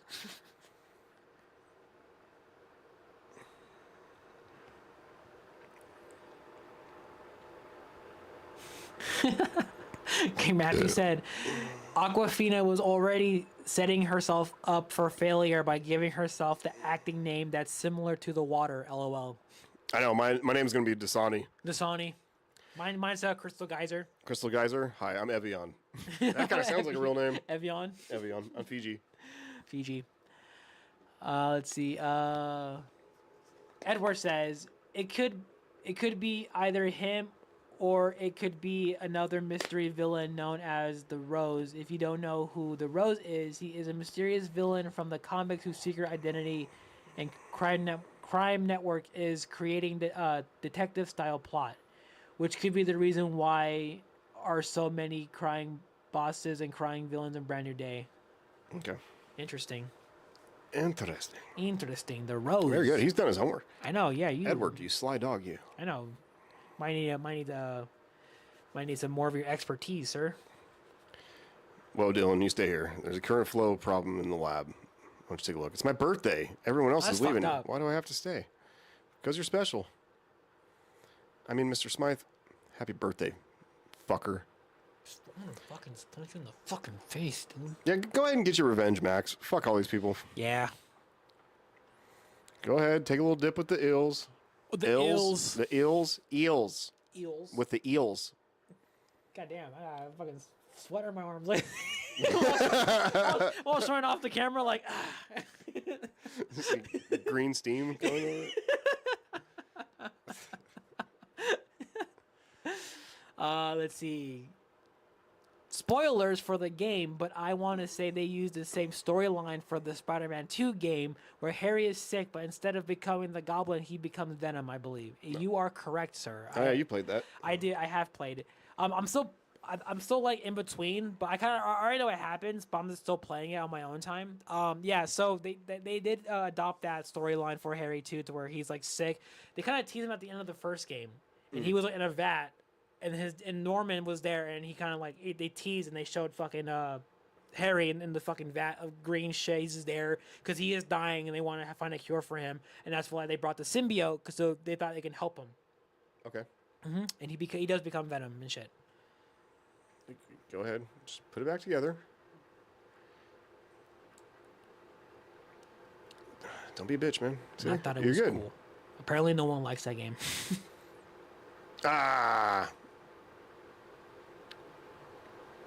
Boom. Oh yeah, and he wanted them to turn off like that area, but they were like, "Oh fuck you, I'm already off the clock." Yep. It's like no one cares. I'm like, God damn. No one. He gets bit up by the eels. It's kind of like Joker getting thrown into the acid vat. Acid, yeah. This is kind of nice little. I think it's a cool look for him. I like it. We typically see electricity as blue. Blue. I know it's very interesting to see him. You know, when he came back for No Way Home, they kind of just made him hot. Yeah, I still don't understand that fully. And we did start thinking a little bit. We're like, maybe these weren't from this universe. Maybe those were bad guys from another universe. Yeah. But they just gave him an update. Let's just be real. They just gave him an update. That, and then I also think, in No Way Home, they kind of gave him like the accurate suit, not exactly accurate, but they kind of gave him like the little mask, the little spike electricity mask around his face and shit. So they kind of stayed true. They gave him a little modern version of it. But I think I do kind of like the blue. $200 billion company. And this little fuck owns it now. The guy playing Harry is kind of a little prick, but you're kind of supposed to think that. So I think he's doing a good job. He reminds me of like a anorexic Leo DiCaprio. For real. He looks like an elf. We were talking. I was like, he'd be a great Link. We have that Zelda coming out. Oh, that Zelda movie. Yeah. That's Link all day. For real.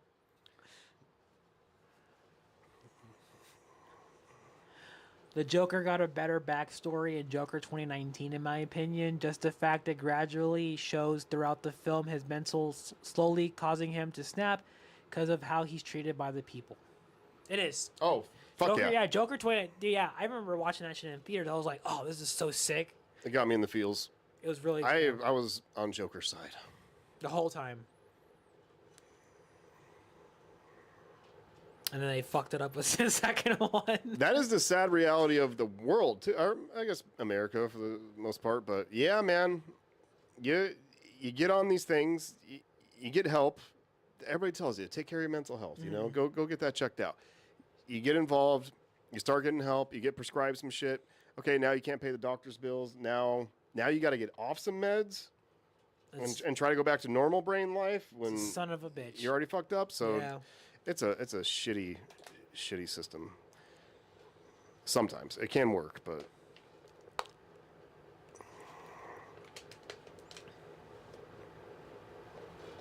they haven't seen each other in 8 years.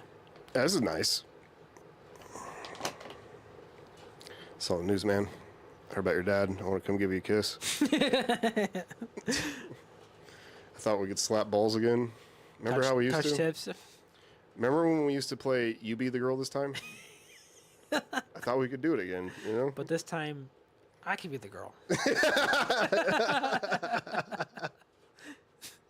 So, do you mean that? Yeah. I mean, right now we can go.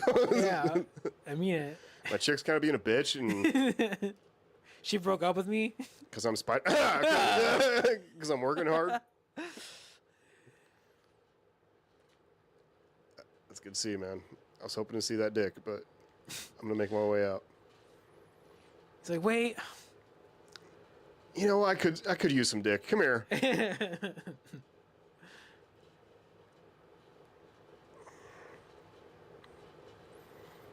His teeth are too straight. Pisses me off. He's got a Joker face. If I ever saw it. I know, for real. That's Batman. That's Batman under Flash. We were hearing some rumblings that, I don't know if it's fan casting or this is something behind the scenes, but we heard that Andrew Garfield might be playing the Flash. Which would be awesome. We don't know. It's a rumor for right now, but that's a great pick. And you kind of need some star power, especially if you want this whole DCU shit to keep going. you gotta need some heavy hitters. Yeah. You can't have a fucking. I mean, I don't want to be rude, but like you can't have like these people that no one really knows. You know what I mean? James Gunn can do it, but he can do it, but I don't know, man. I'm scared a little bit. I don't want to give up on this whole DC universe. I don't want to either. Yeah. This quick, but man, why'd you go with Supergirl? Or at least give us a badass Supergirl. I don't know. We haven't seen it, so we can't really judge it yet. True. We might not even see it in theaters because we hear it's coming out at the end of the month because it's not doing good at all in theaters. So we might get it. I think we'll rent it. Ooh, we're gonna rent the second DC movie. It's unfortunate, but like I quickly lost. I mean, I tried to have some hope for. I tried to like okay, let's go. Try to keep that hype for me, and then just seeing the this. It's not like I can ignore the fucking naysayers and the haters. They're like, oh, the movie sucks, because you're gonna have that. It's what really concerned me is they're good, I guess, okay reviews where people are like, oh, it's all right. It's all right. I'm like, I don't want it all right. I'd rather just have it be bad or good, I never heard one person say that it was incredible or that they loved it. Not one. And I haven't listened to too much reviews. Yeah. Overwhelmingly on like Rotten Tomatoes and stuff. It's just kind of like, that's fine. And it's just like, ew, God, Superman was so badass. Why are you doing this? Why are you doing this? And apparently James Gunn said the script was so fucking good that he wanted it out quick.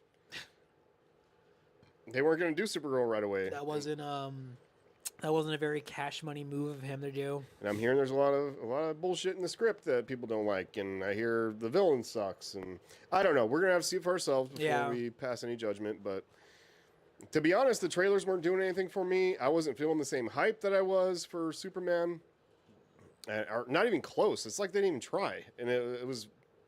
So if you guys don't care, I don't care. That's pretty much where I'm at. Yeah. But if you're not going to give a fuck and you're going to try to bury this thing, why the fuck should I go pay money to watch it? So now we just got to look forward to Clayface.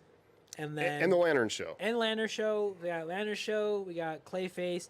And then next year we got Man of Tomorrow. So hopefully with these 3 projects lined up, we can finally get back on track for this DCU to work. Which, I mean, it's kind of unfortunate that they're trying this shit right now when we have, like, 2 of like the biggest movies back to back in the year. So you have fucking Doomsday and then Secret Wars next year.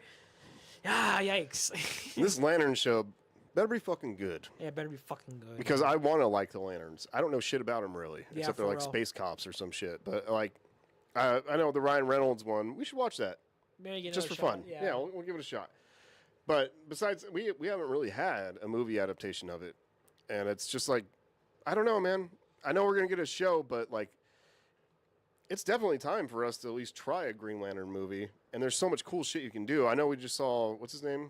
Guy Gardner in Superman, but like, I wouldn't mind a Green Lantern movie. Another one, yeah. I feel like, yeah, maybe. See it on big screen. Yeah, maybe it's, It might have done better in Supergirl. That's all I'm saying.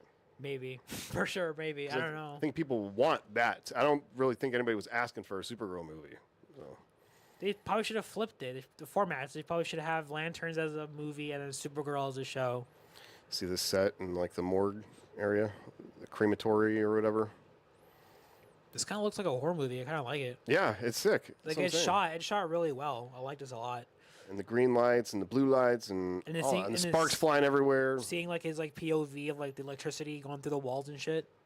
Even him himself, like the voltage going through his body and his eyes. I think it looks sick.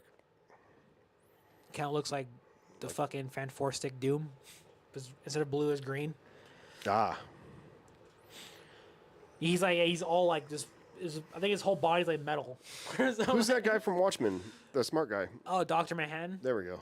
Yeah, he does. I think that's probably why they didn't do it. They're like, you gotta fucking put a suit on this guy because you can't have this a blue guy just walking around. Because I mean, that's like the easiest comparison is either Jamie Foxx Electro in this movie without the shirt on, and then Dr. Manhattan from Watchmen. They look exactly the same almost. One's actually blue, one just electricity blue. Oh, here they go. Can we be friends or not? Or Brass, the Spidey sense. The music's really good in this movie too. 2014. This is like the you can definitely tell it's a 2014 movie.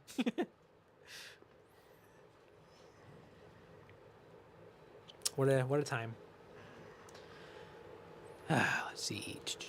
Oh yeah, this movie came out in 2014, which I said earlier, but like it reminded me right now of like this came out the same year as fucking Guardians of the Galaxy Volume 1. And I saw that shit, and I was like, I think that's probably why I didn't care about this movie again either. I was like, sorry, Guardians of the Galaxy looks a little bit cooler. Yeah, I think Marvel is kicking ass right now. Marvel Studios. Like Age of Ultron, I think it was around the same time, or around this time, 2014. You know. Let's see. Time that we try to be friends. It's like, I don't want to be friends. I want to fuck.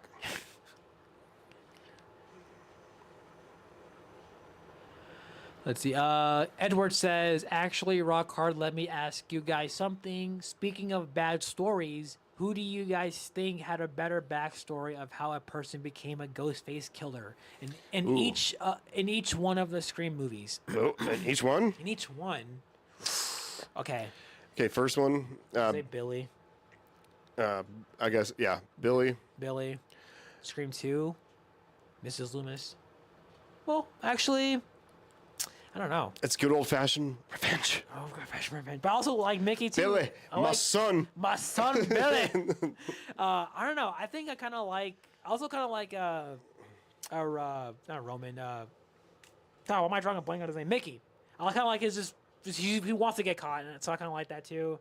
Yeah. It's got rock. And then Roman, I guess Roman. Roman just Roman. The fourth one. I guess Jill too. She just wants the spotlight. And then fucking Charlie. Charlie is a simp. Yeah.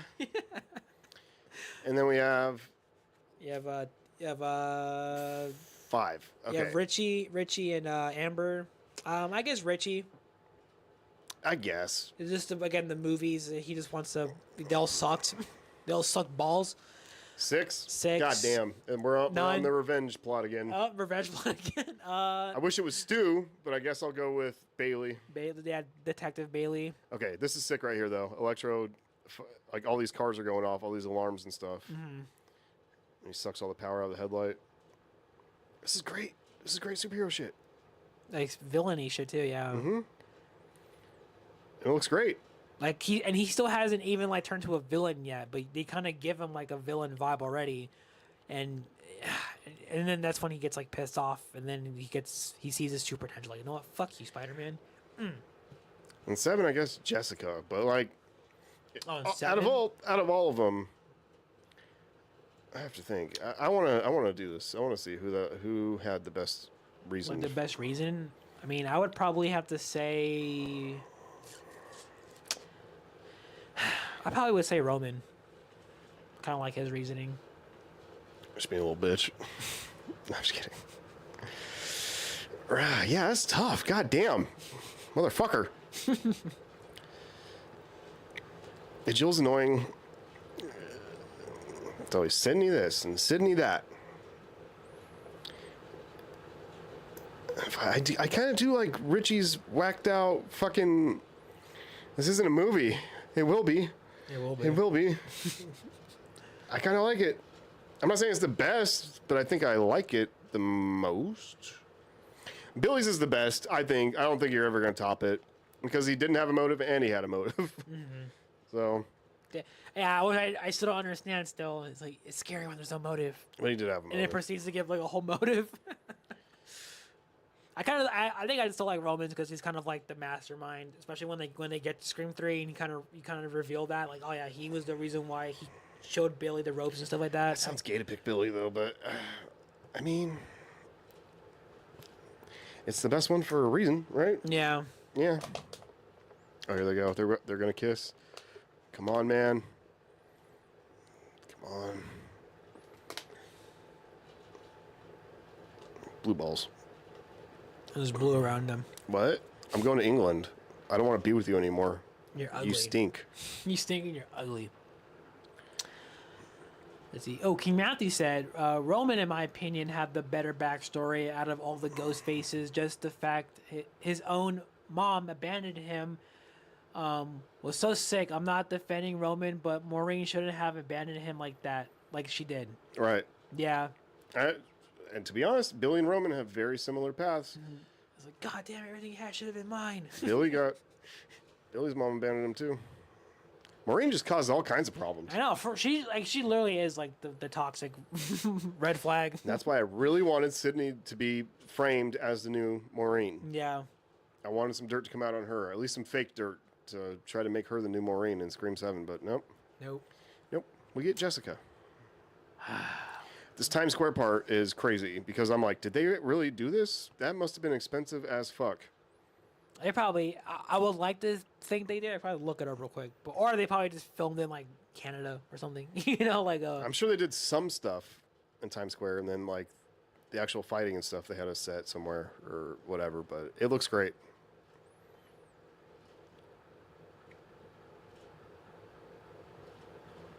Square. And let's see. The iconic Times Square battle scene in The Amazing Spider-Man 2 was primarily filmed on a massive soundstage at Gold Coast Studios in Bethpage, New York. Okay. Where a replica of the area, including Father Duffy Square and the TKTS booth, was built. Very few wide shots were filmed on location in the real Times Square due to the destructive nature of the sequence. Damn, so they filmed that shit on the soundstage. Awesome. That's impressive as fuck. Damn. All this detail? Damn. What's the budget for this fucking movie? I'm impressed. I thought they just filmed it on location too. Like, all right, gotta close off fucking Times Square. They do it all the time. There are some movies where they do film in Times Square. Let's see. TASM 2. This would have taken so fucking long. Yeah, once there's stairs and shit, this is definitely a stage. But cool.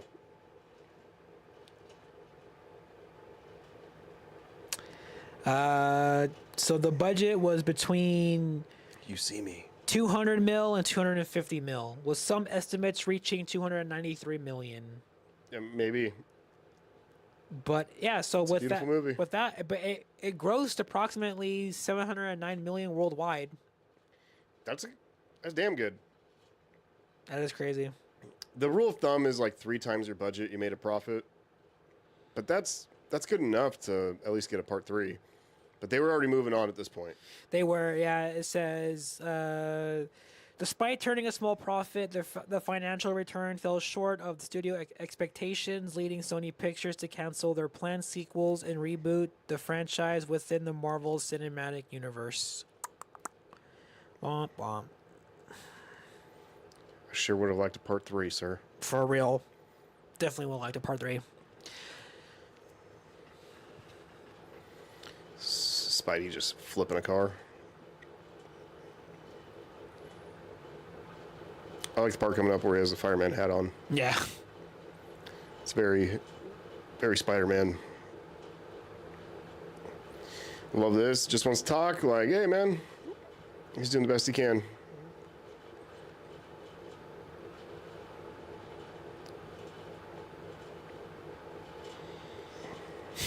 Oh, damn. That mask, look at it. Man. It's a great mask. Here, I'm going to show you that real quick. Gets nuked. And Max, I know he's crazy and he thinks they're best friends or whatever, but I mean, I would hope he would try to understand that Spider-Man's doing a lot of shit and he can't really remember your name right off the bat, but he does the best he can. These snipers fuck it up, though. I know. I wish you could change shit in the movie. Little what ifs. Like, he had him one over right here.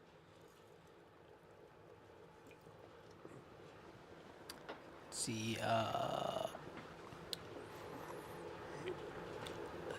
for me, I think the person.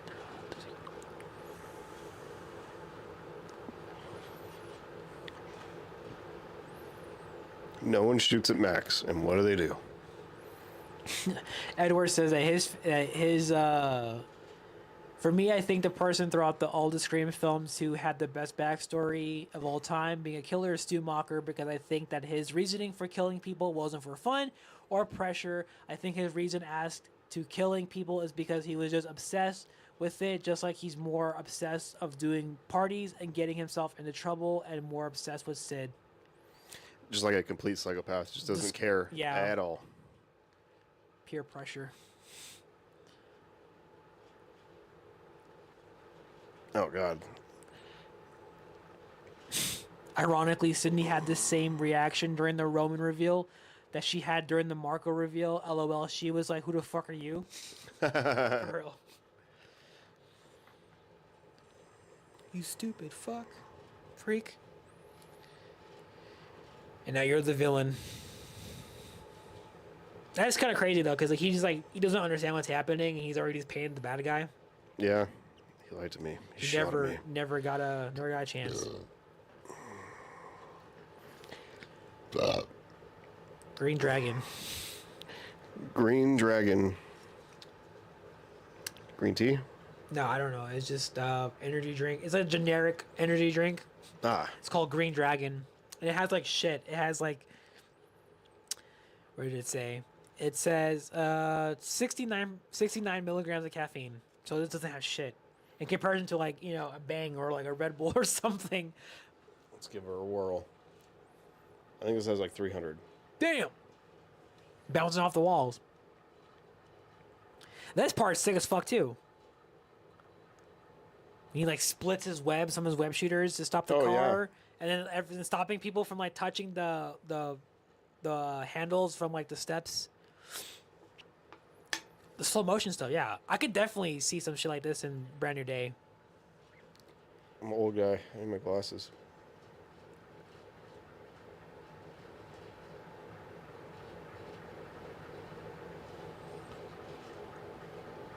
It should be like right on here. I want to know now.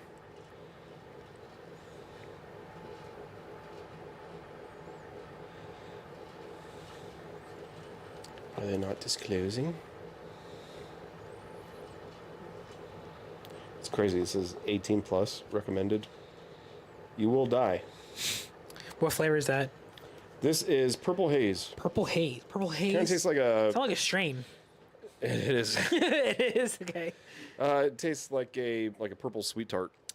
Okay, so in a 16 ounce can of Bang Purple Haze contains 300 milligrams of caffeine. Yeah. This is equivalent to drinking more than 2 standard cups of coffee. There you go. Damn. I got a high tolerance. Look at this. Look at this. This is beautiful stuff here. I know, visually, yeah. And Blu-ray. Ain't nobody advertising that shit anymore. I know, these bastards. Like we are still trying to hold on to physical media because they're getting rid of all that shit, and we try to find a Blu-ray player, and apparently it's like impossible to find one for some reason, unless you want to pay like fucking like $300. Yeah, we paid $100 for a shit one. And and it was like the store brand, like the Walmart, like On or whatever. It's some like shitty brand that's like Blu-ray player, and it's like it's still like goddamn ridiculous. How do you guys feel about physical media? We should keep it, right? Yeah, especially if for those of you like who play games too, like I think I saw something recently to where they're like, Sony's gonna like shut down like PlayStation accounts if they're inactive for more than like 36 months. Oh my god! So if you have an account that if you bought like digital games on and you don't like make it active within 36 months or something like that, they're gonna like delete your account along with all those fucking games that you bought. So everyone's like, what is happening right now? Like, what are you doing? And then I heard that they took a bunch of movies off that they don't have the license for anymore or something like that. So if you bought movies and they were just on your PlayStation, now they're just gone. And that's some bullshit.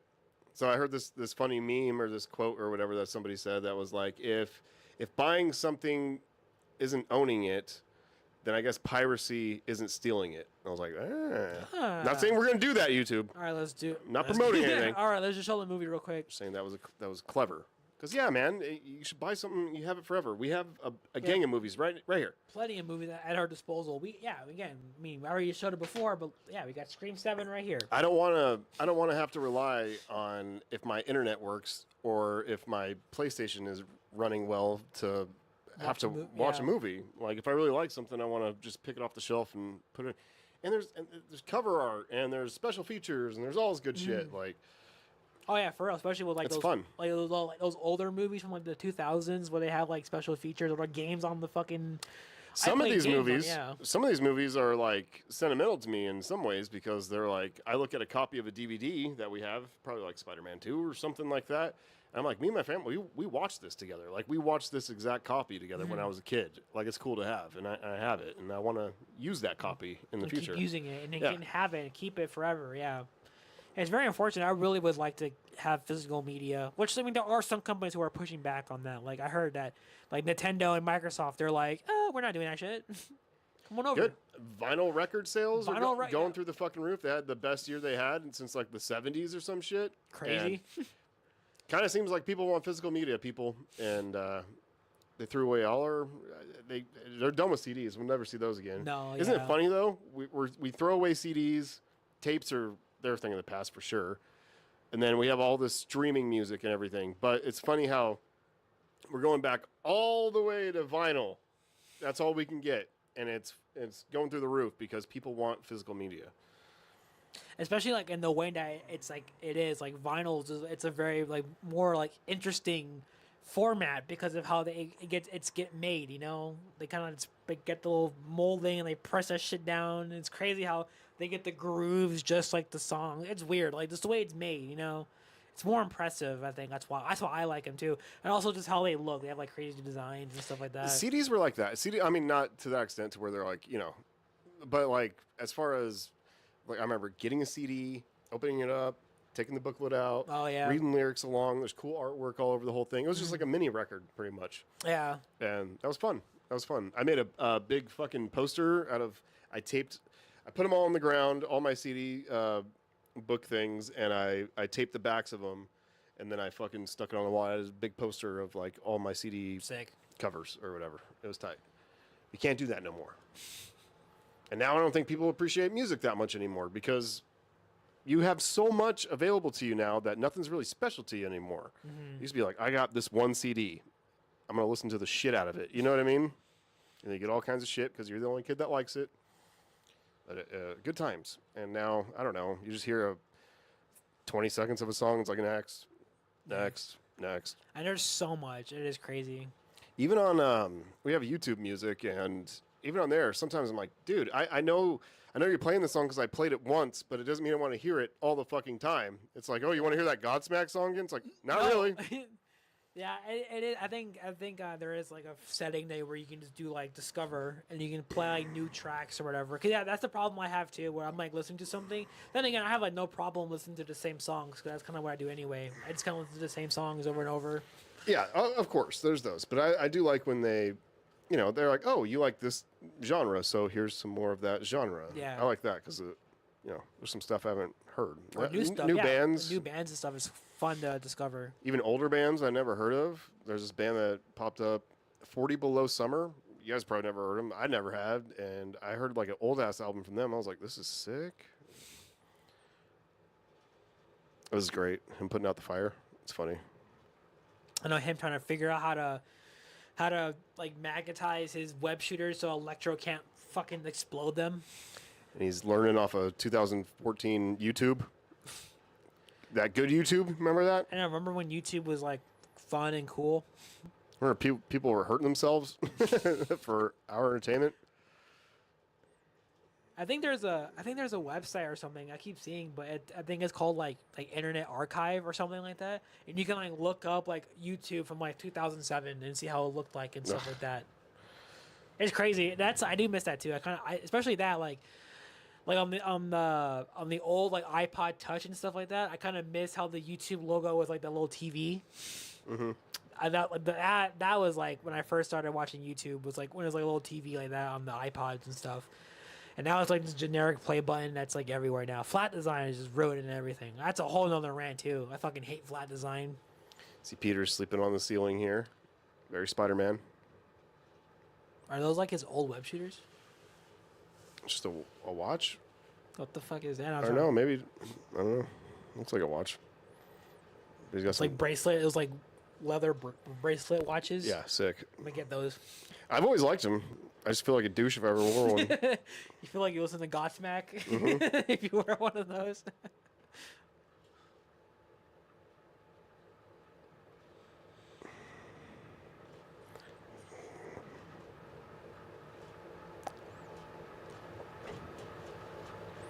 Harry's like, I need this. I need Spider-Man's blood. Blood. Cum blood. Yeah, I need some blood, jizz, spit, whatever you can get me.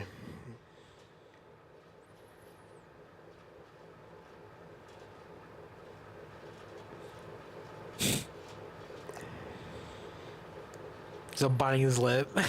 Spider-Man. Spider-Man.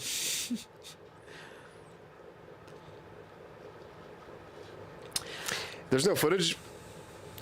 You know what I mean? I know we're in comic book land, but like in this big Oscorp place where Andrew got bit, when he went in the spiders, there was no cameras in there. That's what I was just gonna say that right now. I'm like, I'm surprised they haven't even like did like any sort of like investigation or whatever. You know, like they just kind of just brushed over that he got bit or something, or he was in that vicinity. Because there's footage of Max getting fucked up, and yeah, it's okay. It's all right. It'll save my life. It might not, Harry. You might get really gross.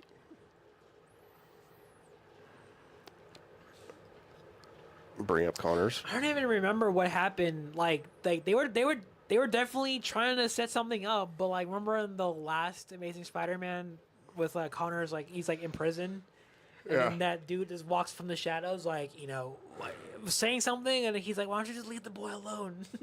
Oh yeah. Like I don't know if they ever like addressed what the fuck what that was. Nah. Probably saving it for the third movie that we're never gonna Never get. went anywhere. Yeah. You know him.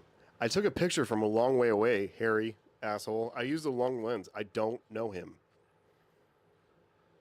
I put together what you said at the river. How you love me. You said you love me. About how he gives people hope. In the head. Hope in the head.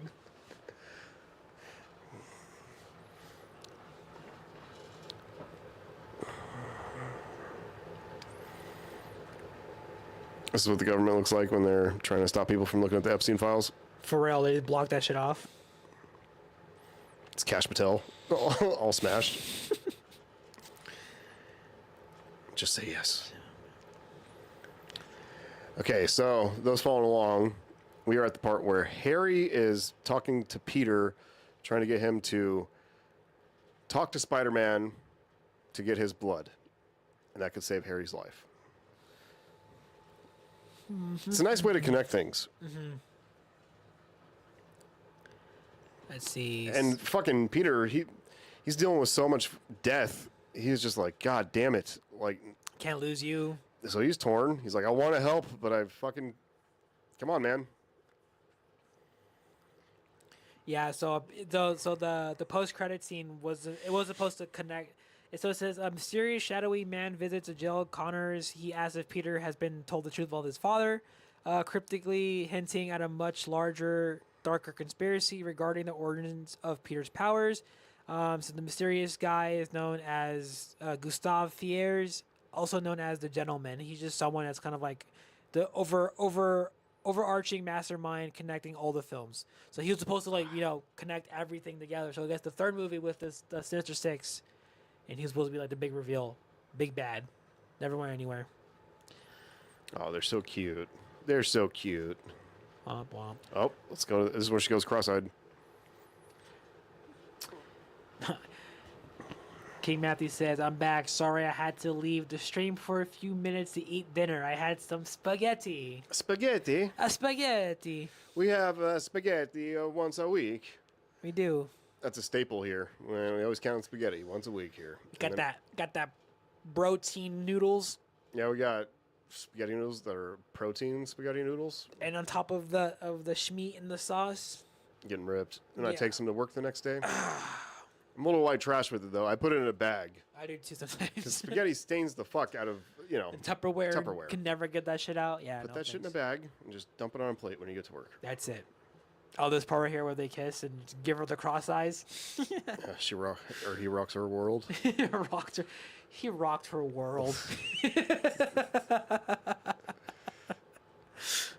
Something worse. So you want me to put it in right now? Or?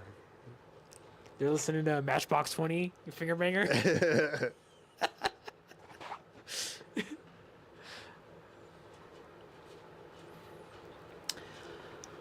Let's see. Here is a theory on Doctor Doom. His reason as to why he's going after people in Secret Wars and Doomsday is because he wants to become a ruler of all the universes, which is why he thinks government is weak, heroes are divisive, and sacrifices are needed. Yeah, I agree. He's going to be just the God Emperor Doom. Just fucking... He wants to rule everything. And then he's going to lose, and then he's going to fuck off to Latveria. Or maybe, I don't know, they might just kill his ass. I don't know. Might just jump him. I don't know, Take man. his wallet. Apparently, they paid Robert Downey Jr. like $100 million to come back.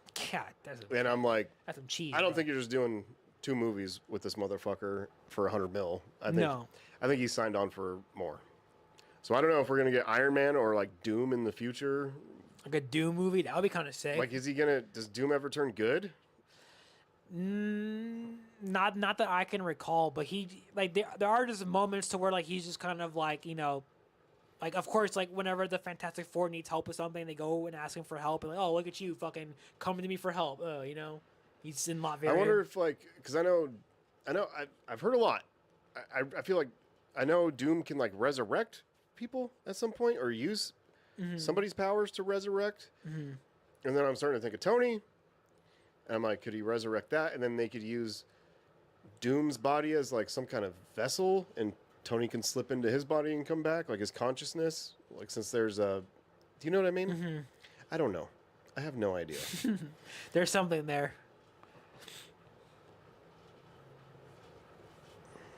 It's like, look, I know I look like Ellen DeGeneres, but I know I look like a little girl soccer player with my little gay scarf. Yeah, this is so 2014.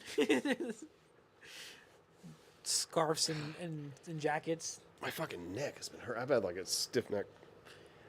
That's I was on Austin Powers. He's like, I took a Viagra, have had a stiff neck for hours. Got stuck in my throat. Had a stiff neck for hours.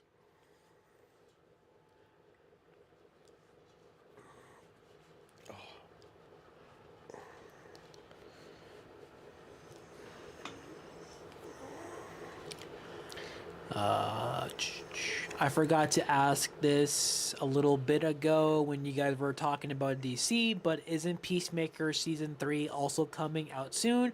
Or is that just going to be merged into Man of Tomorrow? I have no idea. Yeah, I don't know. I haven't heard any rumblings of a Season 3 for Peacemaker. I mean, if they do, I mean, that would probably also save the DCU in a way, because I feel like Peacemaker is like one of their best shows right now. It was great. I really like that show a lot. Especially just rewatching the first season again, I was like, God damn, it's so funny. Like, Peacemaker is really funny.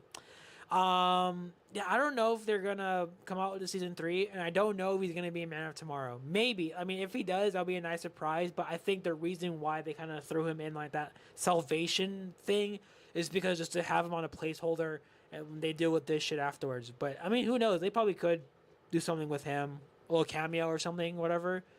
But I don't know. I don't think we're gonna get Peacemaker anytime soon, unless who. What do I know though? I like what this creepy guy said. He's like, to understand what you are and why you are. Why you are? I like that. This guy, Here they are fucking with Electro. I'm waiting for this guy to say like fucking Hell Hydra or something.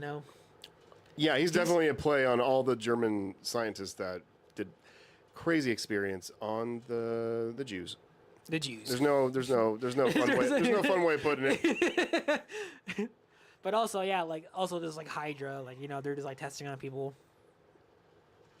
It's so funny that in any like Indiana Jones used it. Like, you can just put Nazis in anything and you can kill them and nobody cares. they're the bad guys automatically. Immediately bad guys. But that's what made Indiana Jones so cool, though. He just fucking punched Nazis and just fucking lay pipe. That's it. Whoosh, with his little whip. Yeah. His chest hair. His chest hair, his unbuttoned shirt. I got like 4. I think I'm going to start growing some more out. If I keep eating the protein spaghetti.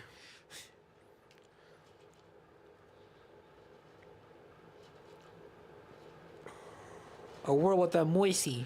A world without Spider-Man. The Wolfenstein games do all the Nazi killing things best. LOL. Oh, I think I've heard of that. Wolfenstein? I know there's like a couple of games. I don't know exactly how many, but I think I know Wolfenstein 2, like the new Colossus or Shadow Colossus one. I forgot what it's called, but Wolfenstein 2 is the one I'm more familiar with. And it's kind of like a play on like, what if like Nazi Germany won World War II, and then you kind of live in a Nazi populated America, It's kind of like in Peacemaker. Yeah, like kind of like that, yeah. To where, and then you walk around and you see like people dressed up in like KKK outfits is out in the open, and Nazi soldiers walking everywhere, and they kind of have like the swastika and the flag and shit. Ooh. Very similar, but you play as like the resistance team, and you got to fucking kill all these fucking Nazis and stuff like that. It's pretty cool, yeah. I definitely want to. I think I played the second one more. His walls like us trying to figure out who the killer is in Scream 7. For real, it's shit plastered everywhere. Kind of looks like a psychopath though.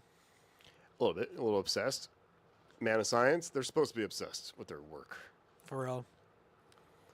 You have to tell me, May. That's my father. Yeah, how much we got? Oh, we got an hour left, sick. Dude, this movie is long as fuck. It's long. But it's good. I'm gonna be honest though, like even though there's no sound, I'm like still into this shit. But I'm trying to keep talking for the sake of the stream. I don't want any dead air. But otherwise, I'll just be looking at the screen and just watching this movie. Cause this was another emotional part right here. Oh yeah. When Aunt May, I tell him that like, you're my boy. You're my boy. You're my boy. I was the one who wiped your ass and made you brush your teeth, do your homework, and wash your dirty underwear. Me. I'm not stuck in here with you. You're stuck in here with me. I don't know how to do this without Ben. Oh, sad. I do like this now too, because like because it's kind of like a staple so far. You kind of see Aunt May just fucking losing her shit. I mean, she is trying to like shine some light. Like, look, I'm not hiding this from you to be an asshole. Like, trying to protect you. But she got life. And your obsession with your parents, I get it. But like, we are your parent. Like, we did everything for you. I'm your boy. I'm your little chocolate boy. I'm your little chocolate boy. You're enough. You're more than enough. I can fit in your pocket. You can take me anywhere. Sally Field just giving a performance, man. I believe this. They're crying. Goddamn. Obsessed, you say? Talking Obsessed? about like the stuff on the wall. Obsessed, you say? Now all they need is the one wish willow. LOL. Goddamn right. I kind of want to get that. If they sell like maybe on Etsy or something. Put it right here. Yeah, just buy the little one wish willow prop. Kind of want to get one of those.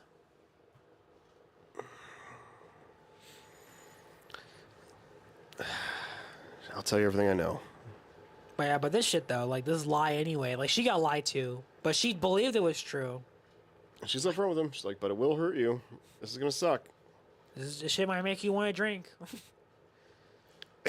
Be rebellious. You fucking be Spider-Man with the gut. You a drinker? You a drinker? Here. Nah, nah. Well, you're gonna be. Come on. Get you a beer.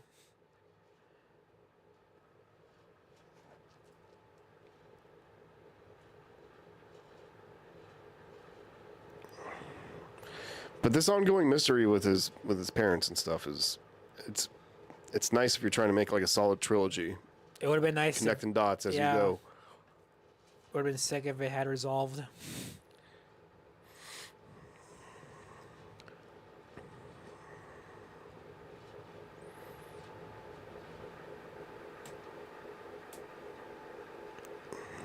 Missed. Yeah. It's getting. He wore the same rafty lab coat for 20 years. Took the D train to work. The D train, you say? D train. The D train. D train.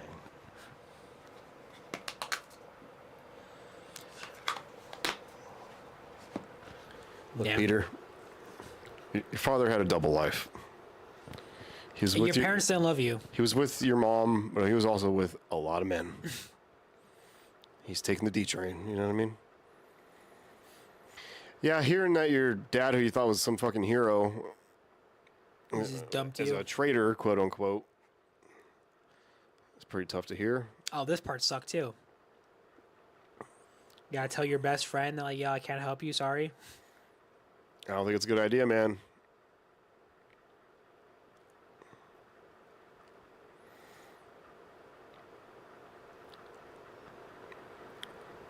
Skinny fuck is like size 24 waist or something. Super small. Wearing girl jeans.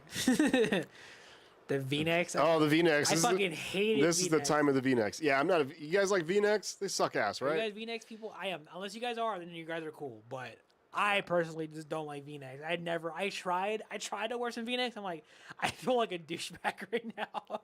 Yeah. I feel like a douche. I can't. It's too dangerous. If your blood is incompatible, you could die. The one thing I would do if I had a time machine is to go back and make sure the Amazing Spider-Man 3 happens to complete the trilogy. LOL. Let's do it, man. For real. I mean, that's probably one of those things I would like to see, And it's unfortunate that we will probably never get it, but I don't understand the hate for this.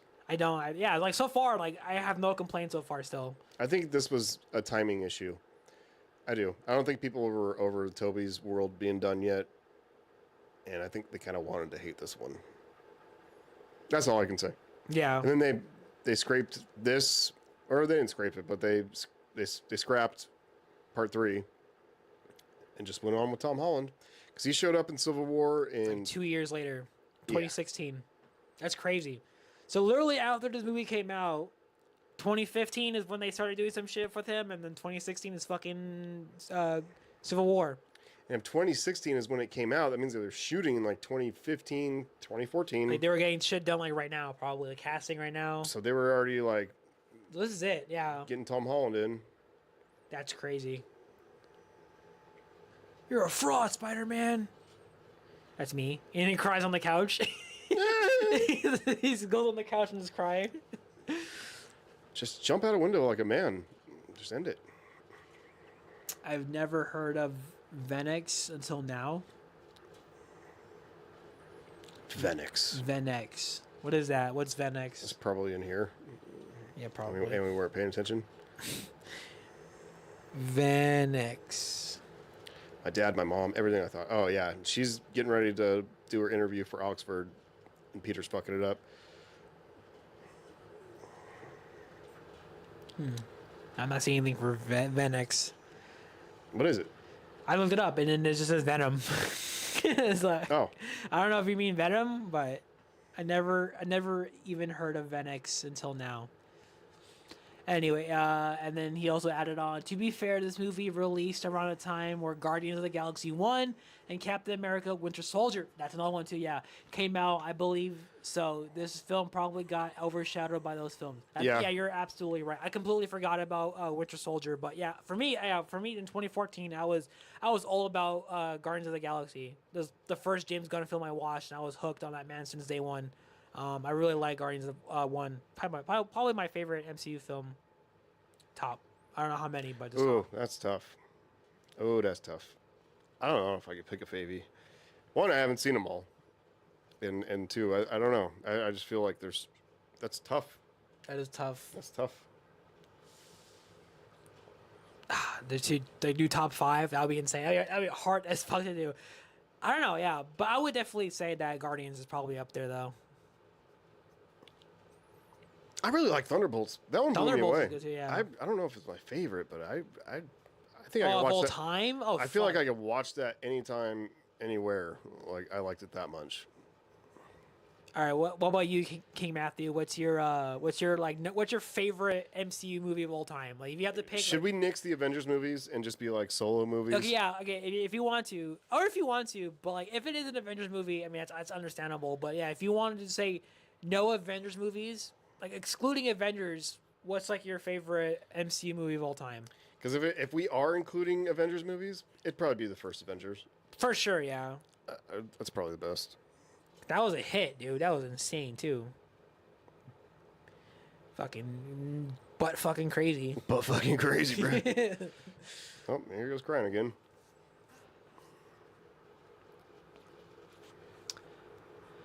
Yeah, rip it all off the wall, Peter. Oh, okay. He said, I only said Venex because for some reason I thought you guys said that word earlier. LOL, my bad. Oh, shit. No, you're good. I just can't talk sometimes. I have to work on my speech. Venex. I wonder what I said. I don't remember what I said. Probably like listen back to this like, ugh. It's my band name, Venex. Venex for real. It's our new channel name. Yeah, Venex. You get super serious. Get super serious. My name's Night Pain. So he just busted his dad's calculator, and there's Chuck E. Cheese tokens flying out. Oh yeah, the whole like Roosevelt thing. The Roosevelt. Roosevelt. He took the G train every morning.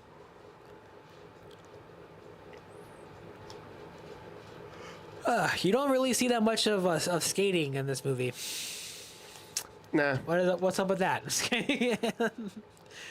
He's busy swinging No, that's around what I'm now. saying. Like it is kind of like a nice little like. It's only like a year or two post the first movie, so I don't know, like a year. 4 years, I think. 4 years. I think because. Oh, I think you're right. Yeah. Because I think they graduated high school. Obviously, yeah. We just saw that. Yeah, but damn, 4 years. I don't know what grade they were in the last one. I don't remember either.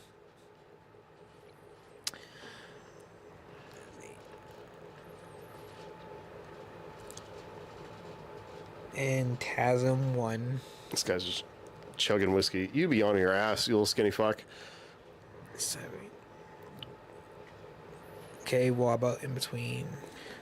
What about? He's just drinking. You're rich. Why don't you do him blow like a real rich person? Yeah. You don't have to be depressed. What are you, stupid? Tasm 2. You have $200 billion. I think you could throw some money somewhere and figure some shit out. Yeah, dude, I would be like, all right, fuck it. I'm gonna fuck off the fucking, Fiji, Bahamas. Yeah. Fuck off there and die there, whatever. Just bang a bunch of hoes. Okay, so it says in the Amazing Spider-Man, Andrew Garfield, Peter Parker, is 17 years old during the events of the first film, where he's a high school senior. The transition and time gap between the first and second film breaks down as follows.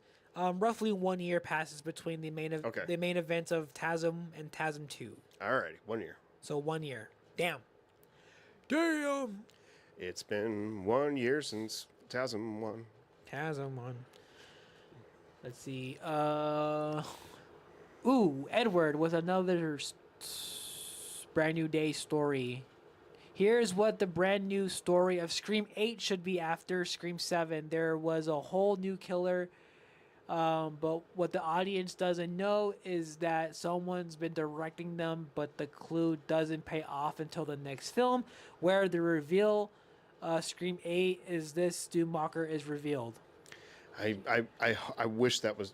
I want it. He's the one who's secretly been making all those calls in 7 because, not because he made all the attacks, but because I guess he's continuing on his message. Edward, did you hear what they cut out of Scream 7? They showed test audiences Stu.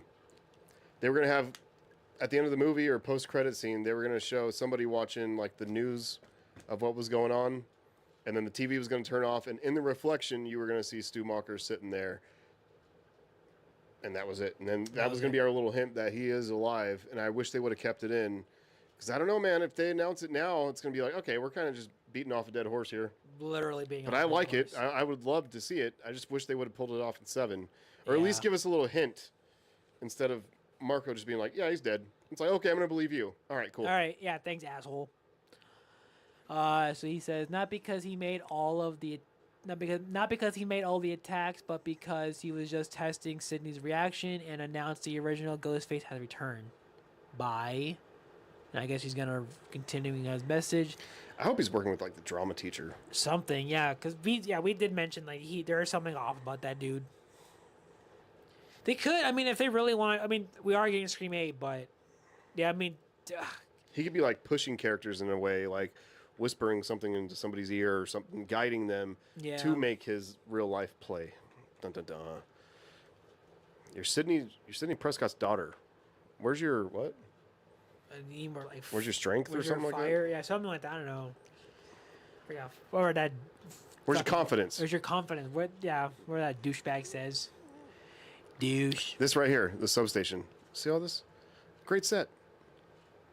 Here, check it out. Get instantly sniped.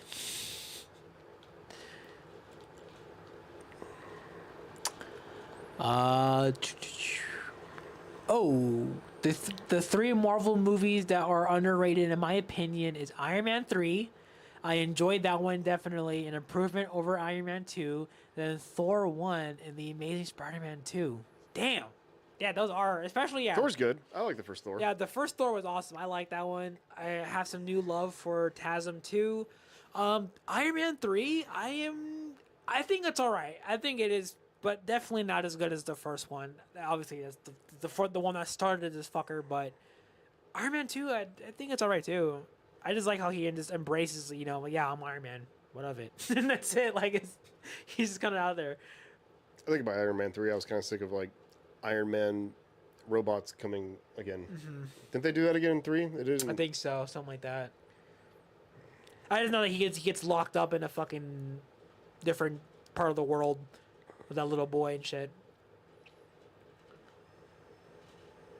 Man, those are good picks, though.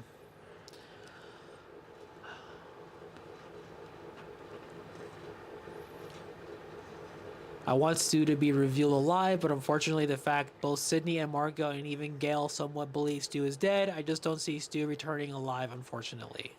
Yeah. Yeah, they kind of fucked up there. They definitely shot themselves in the foot there. If they just would have kept that shit in, that would have been fine.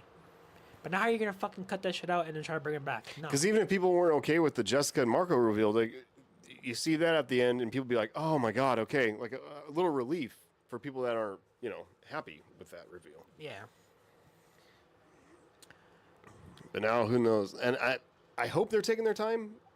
I think they are. I don't think we're going to see another Scream movie. I hope we're not seeing another one until like next year. 2028. Something, yeah. At least give us some 2 years. Give it at least 2 years, because you need some time, especially after the backlash for 7. Yeah, chill the fuck out. People are going to see it. They're going to go. Scream 7 was the highest grossing. Was Scream 7 the highest grossing? Scream 7 is the highest grossing, but yeah, it's definitely the most somewhat in controversial. the box office. In the box office, yeah. I don't know where my phone went. Let's see. All right, Norman. He's looking at his dad, fucking kind of seeing some behind the scenes. It's like, Norman's fucking me over, man.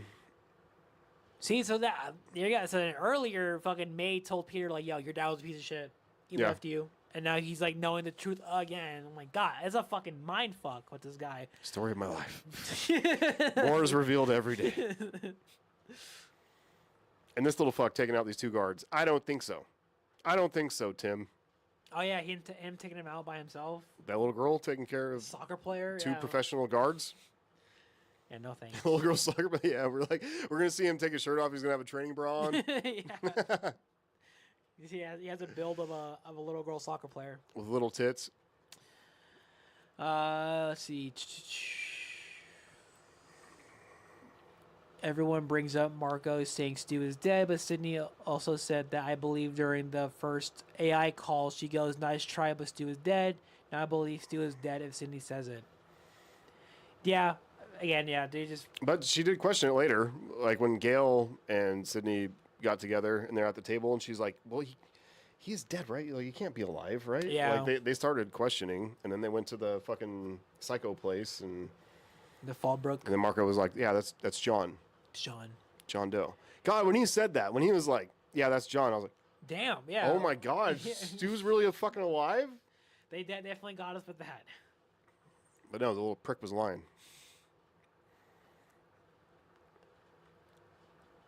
People will say I'm a monster. Oh, this message from Richard. For what I've done.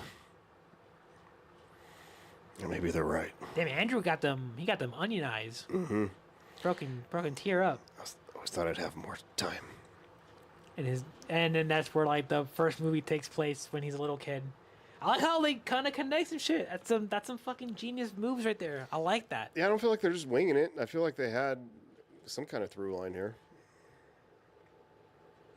And then see the lighting, the yellows, the greens, the blues. I love all this shit. Yeah, it looks pretty. Yeah, and then movies now don't look like this. No, absolutely. They're afraid of color. I am one of those that bitches about that shit because I remember movies not too long ago being beautiful. This was like 10 years ago. Yeah, it's not that long ago. And now we just have like Avatar, and they're like, "Look how pretty this is." I'm like, I don't care about Avatar though, you know. So like superheroes movies. Dune is fucking like just gray sand. Just sand. But superhero movies in general are just kind of like gray now. Oh yeah. Like they're. A little bit. Superman kind of brought some color back into the movies like that. And Fantastic Four. Fantastic Four, yeah. Finally, and I liked both of those. Thank you so much.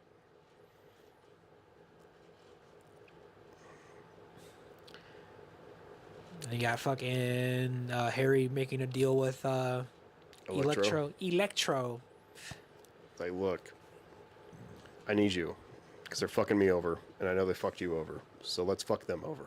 Let's fuck them. Let's see. Apparently, Scream 8 is rumored to be set in London, I believe, and both Sydney and Gail is rumored to return. Nothing's confirmed yet, though.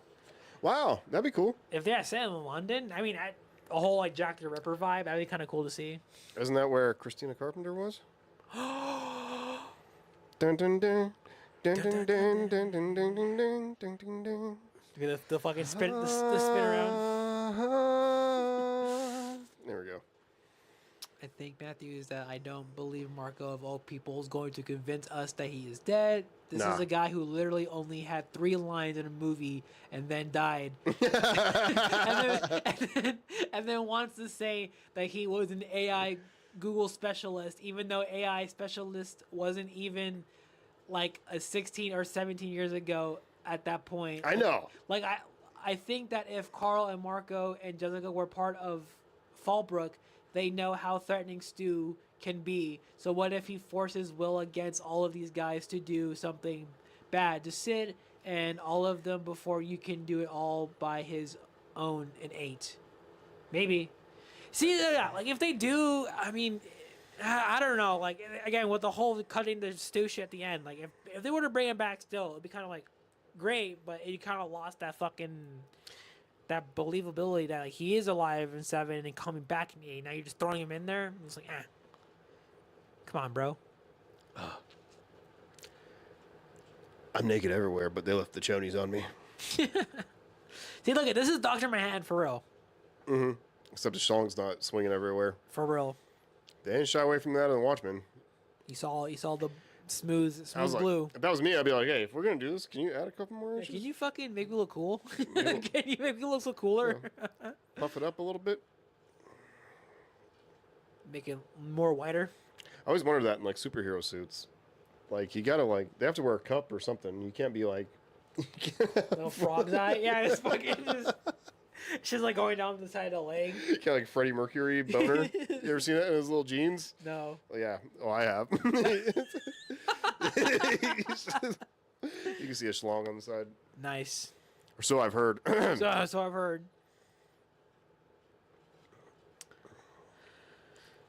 Looks very New York. A Long Island Railroad, sick. It says FAP. FAP. There you go. FAP. That's what you need to do, Peter. Go home and FAP. Clear your mind. That's it. Go home and jerk off. Don't do this. And I know this is an emotional roller coaster because he's going to stop and be like, stop her somewhat and be like, I love you. Yeah. Don't go. But in doing that, she dies. Yeah. God damn it. I know, and we're approaching this shit. That's the one thing I kind of have some complaints too. It's we're like, okay, how much time we have left? We have about 40 minutes left, and you just got the 2 major villains fucking fighting Spider-Man. I'm like, come on. Okay, this stupid suit on This Electro. suit, This too. looks dumb. This looks like Fantastic Four as fuck. That or X-Men. X-Men. The original X-Men. Yeah, no, I think They had black. They were scared to do yellow. They went black.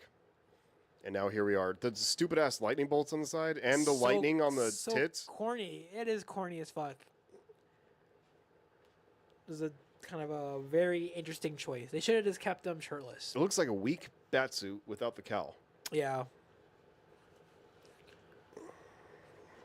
And this little prick. I do like this though, where he like talking shit to him and he just kill his ass. And then bring him back to life. That's so. Yeah. It's kind of boss. I'm like, oh shit. This is just not the answer we were looking for. Dirt, dirt, dirt. Dirt, dirt, dirt. Do do do do do do do do do. Nice boots, queer. Do do do do. Furl. I want to shoot you instead. I only said queer because I don't like this guy. I don't mean anything. King Matthew says, I do have an interesting theory. What if the abusive husband Jessica was talking about, what if that's Stu now? I'm not sure how possible that is, but that could be cool maybe. Oh, say it one more time? So he's saying like what if the abusive husband of Jessica turned out to be Stu? Like this like little twist-a-rooney. That's pretty trippy. That's cool. And then what, he just pretended? Or what if she just never mentioned it was Stu? But like, yeah, it was with Stu Walker. That'd be trippy. I gotta piss. Yeah, piss? Yeah, I'm gonna take a little. Okay, you take the first shift, cause I gotta piss too. Okay. You can keep it going. Keep it going. Pause it. No. Oh, we got like an hour left. All right. Well, yeah, we have officially 39 minutes left of this film. And like I said earlier, this is kind of like the one thing I kind of have an issue. But so far, though, like The Amazing Spider-Man 2, it is so far solid. I like it. But if I had to say one thing about it, I just do not like... I don't really like Harry Osborn with his Green Goblin and stuff.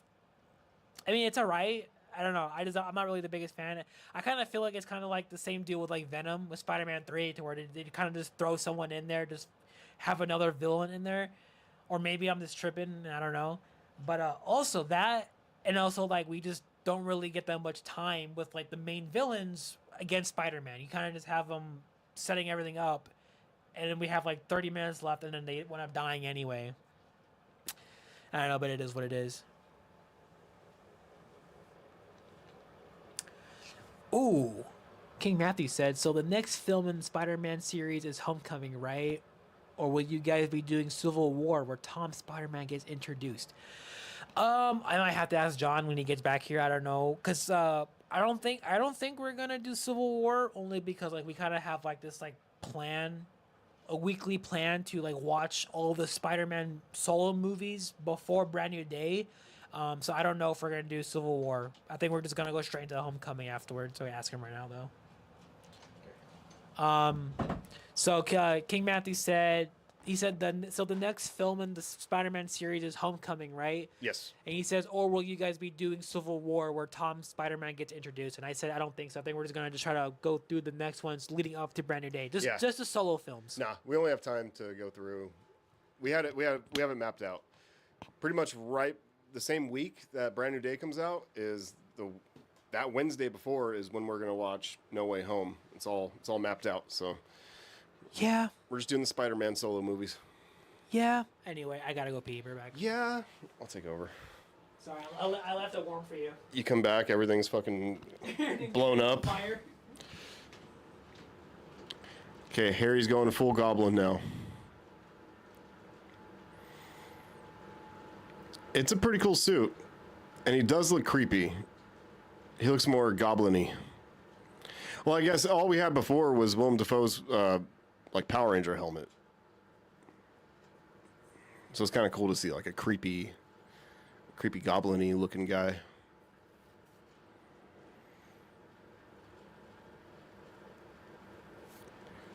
And here we have Gwen getting out, seeing I love you in big spider webs. It's a good moment, but we all know what's coming, and it ain't good.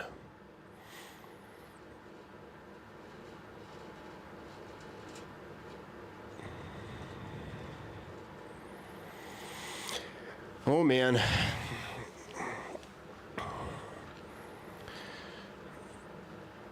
Yeah, these shots are.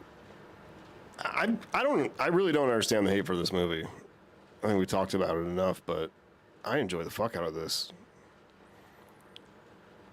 I feel like justice for Andrew. We better see him again. I'm sure we're gonna see him again, but like, I know he's not gonna get his own movie, but I hope he has a bigger role in either Secret Wars or Doomsday. I think Secret Wars, but I really want to see more of him.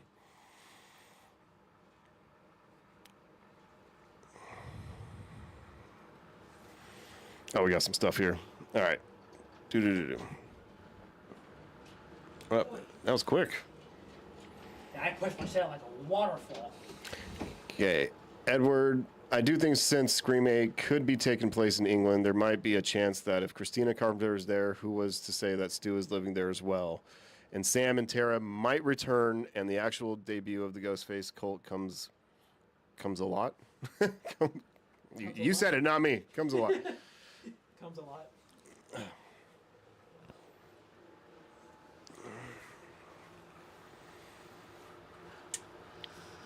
Where the fuck's Jill? Yeah, for real.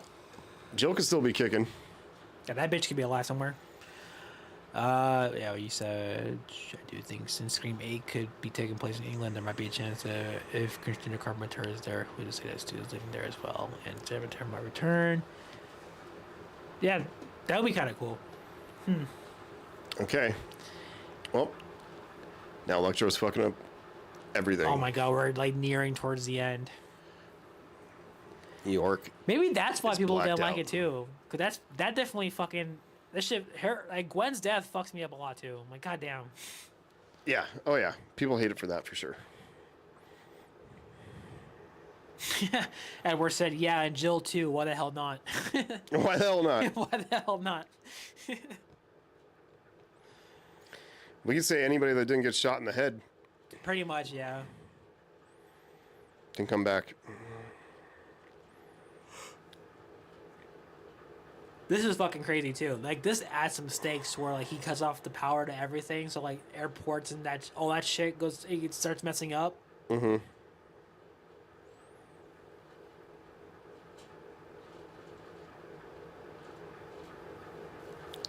She spits some science at him. Magnetize him, you dumbass. Damn. You jackass. You fucking you suck. You jackass. You jackass. It feels nice to have a fan in here. We're no longer having some swamp ass. Nah. It is fucking terrible, terrible fucking hot ass weather, dude. Jesus It was Christ. 101 earlier. I don't know what it's like for you guys. I know last time we talked about it and it was pretty hot elsewhere, but yeah, I think it's hot across the country. It's even like in Europe or some shit. I think that I saw something where like Spain or Italy or somewhere like France or they're somewhere in Europe. They're just experiencing like the most heat wave ever, like in the country's history. I was looking at some conspiracy shit with that to where there was like we're hearing reports that it's like 100 degrees plus or something like that, but on like the weather channel or some shit, it was saying it was like 70 something. Also, they lying. It's still hot over there for them, but it's Big not lie. like it's not Arizona temperature. You Yeah. know? But I don't know. I'm not there. Let's see. I also think it's funny you guys said that it's because when you think about it, the only people that were AI in 7 was Stu, Dewey, and Roman and Nancy. Yeah. While Amber, Richie's family, and Richie himself, they were only brief mention, while people like Mickey, Jill, and Charlie, they were never AI in the film, so there could be a chance they were also returning for 8. Yeah, I don't like that at the end. I don't like the fucking The AI shit. the AI killers coming I back. hate Romans. I was excited Hey, when he sis. came back. Want to Hey, make a movie? Want to make a movie? Has really awesome script. I'm like, were you like? I'm assuming like they were doing it because they don't really know how he talks, or maybe so they just kind of made some like generic fucking thing for him. I guess. But still, I'm just like, dude, you came back for that? Fuck. I thought you were making something cooler. And then Nancy's looking old as shit. I don't know if they're trying to go with like, this is what they would have looked like now if you didn't kill him. Yeah, maybe. That's why I like the thing. It makes it more better. And then Dewey's like, I died for you. All your friends die for just being near you. I died for you, Sid. Yeah. Yeah, you did. Or what is it? What did Nancy say? Like, But Dewey looked weird too. Yeah, with his like full beard or whatever, or like was black and gray. No, No, he had no beard. no beard. He was just mustache He had a mustache and his hair was like emoed out and and friends. he was trying to be a little too edgy. Yeah. Ew. Stop it. I also like how they tried fucking with Sydney again and with like with like Nancy. It's like, oh, you killed my son, and I'll get you for that. And she's like, yeah, I'll fucking do it again. Like, I just like she doesn't care anymore. You know, it's too bad they already used Billy as a ghost ad. Yeah. Because if you just wanted to go back to the original, you could have just had Scream 1 people being on the screen. You could have had Tatum being on the screen. You could have had Billy. You could have had Stu. You could have had Randy. You could have had Randy for sure. You should have had Randy. Yeah, God damn it. That would have held some weight. Yeah. Oh my God. Yeah. And you could have had Dewey. You could have Anyway, if you're gonna, the way Stu's like, I thought we'd take it all the way back to the beginning. You know, a backyard, a person in a chair, blah blah blah blah blah. You might as well go all the way back to the beginning and have all people from Scream 1. Yeah, like Casey Becker and all that shit. Yeah. Casey Pecker. And then that would really fuck with her because when it all started, it's, yeah. See, Maureen could have saw your mom. Huh? Oh, Maureen. Maureen. Yeah. Should have Maureen or something. Yeah. See, like, and that's. I still have like Scream 7 in my like number 3 or 4, but still, I'm like, again, like I said in the video, I'm like, there are just some things that are like I could have wished would have happened instead. Okay, this fight at the power plant is nice. Yeah, let's get back on track. We're like talking about Scream. I know you guys had some stuff too on the side, so we'll get back to that. Let's just focus on the movie right now because we're almost done. We're almost wrapping this shit up, and then this is it for Andrews, and we're on the Tom's next. So Spider-Man magnetized his shooters. his shooters. So now he's got a chance with Electro, but he's still getting his ass whooped. I do like he's doing like the itsy bitsy spider. He's like, I hate the song. Mm-hmm. And Electro is just bouncing through the power thingies. So this is sick. Like, it's visually looks awesome. Yes, very. I was thinking more video game like. Video game, yeah. Like this is a video. Did they have a video game for this? I think they do, yeah. I think they had 2 games. They have one for the first one movie and the second movie. Bam. Gwen, God damn it. you dumbass. Kill her in the next one. Don't kill her now. I like his body language. He's like, what are you doing here? Like, the fuck? Mm-hmm. He's just frustrated. Like, I don't know what to do right now. I really like this a lot. You can definitely tell he cares. And this suit. this I've suit. said it so many times. I really do like how this is also the suit that he, again, bring back in No Way Home. Mm-hmm. He probably takes his mask off faster than anybody, though. True. He jumps through that portal and takes that shit off quick. And Yeah, and he's like so trusting. He's like, oh, it's okay. Well, and Toby just kind of announces that he's Spider-Man too. Like, he's like, but you're not wearing the suit. Like, yeah, but I don't go around advertising. but you still shot. You still shot. And you're still with strangers. Yeah. And then Ned's aunt or grandma or mom or whoever the fuck that is. Yeah. I don't know who she's it is. not surprised about seeing these spider people. It's a little weird in No Way Home. We'll get there. That's true, huh? You would think. I mean, obviously they wouldn't have a problem with it, but yeah, the grandma or something or the Yeah, mom. she's never seen Spider-Man before in her house. Interesting. It's kind of crazy pointing it out. Yeah, for real. Nice catch. This is sick as fuck too. Yeah, the slow motion stuff too. Fuck yeah, dude. This is sick. Yeah, if there's one thing I can say that the Amazing Spider-Man films kind of does better compared to the Sam Raimi movies, I would definitely say that the web swinging is probably like the best.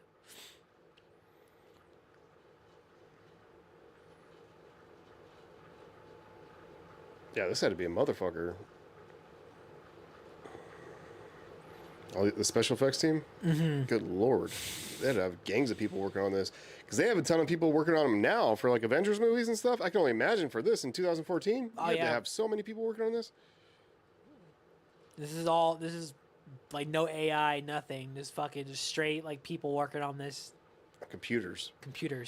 And they weren't working as fast as they are today. Oh yeah. Especially like in like animation and stuff. That's why some movies get pushed back. Cough, cough. Spider-Verse, fucking delayed fucking 3 years. Spider-Verse. It looks like a proton pack. Fucking. Oh yeah. Don't cross the streams. That's what it looks like. I like right here, and then they just kill his ass so quickly. Maybe that had something to do with why people didn't like it too.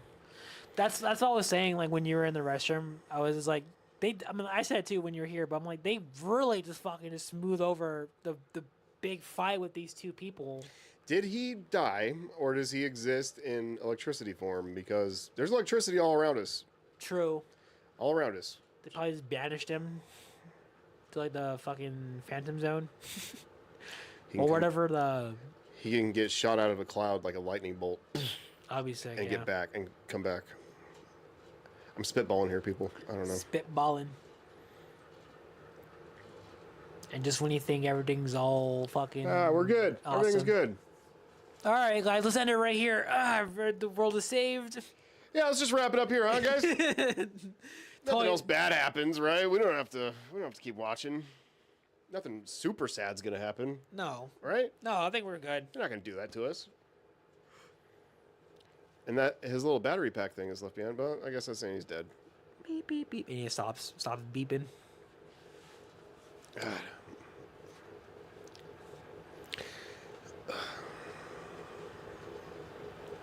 Gwen, get your ass back inside. Yeah, you need to leave. Oh my god. Here comes Harry.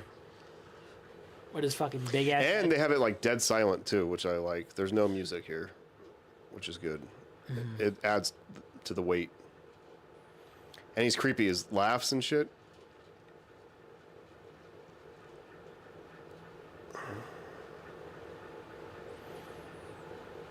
God. He looks like a goblin. And this is when he like puts the pieces together. Yeah. He's like, oh. Ding ding ding ding ding ding ding ding ding ding ding. It's like a 22 Jump Street. What? Where he's like where he like looks at the picture of the daughter and is like, he's Schmidt. He's like, oh shit. Oh yeah. Schmidt's fucking the captain's daughter. Schmidt's fucking the captain's daughter. You were my friend and you betrayed me. So no, I just thought you'd turn out something like this. I was trying to prevent this from happening. That's exactly why I didn't want to happen. I'm smart.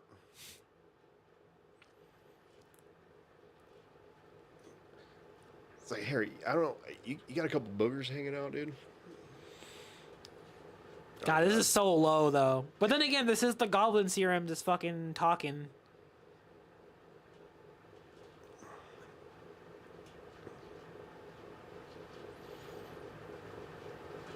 Oh, he missed.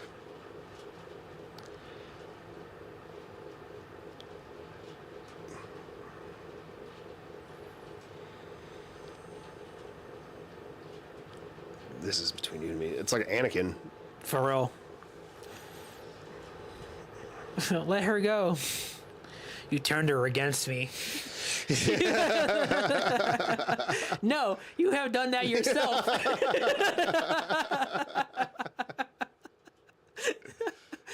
Ah, shit. Pumpkin bomb. Oh, we're getting there. I know, we're getting so close, guys. I'm so close. I'm so close. I'm so close. Now we're getting close. This is the part where this is what fucking tarnishes the movie for me. I'm like, fuck, dude. I mean, it is kind of like like not everything should be a happy ending. I mean, I think it's ballsy to have a fucked up ending. Yeah, it is. Yeah, it's really ballsy. Bam. See? It's just, God damn it. There she goes.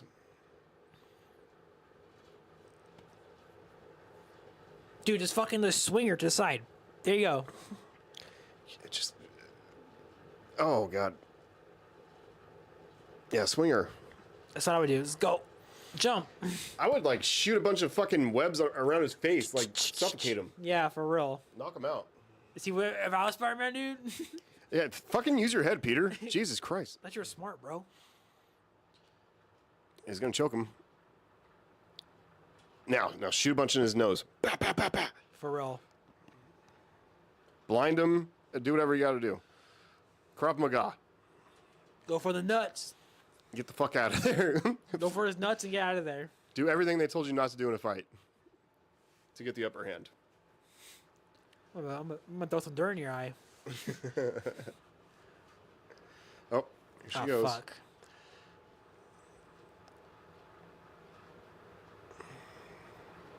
Bro dies right there. Oh, God.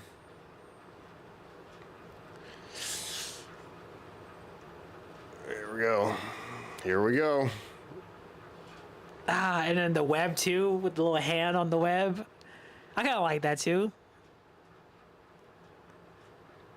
Aw.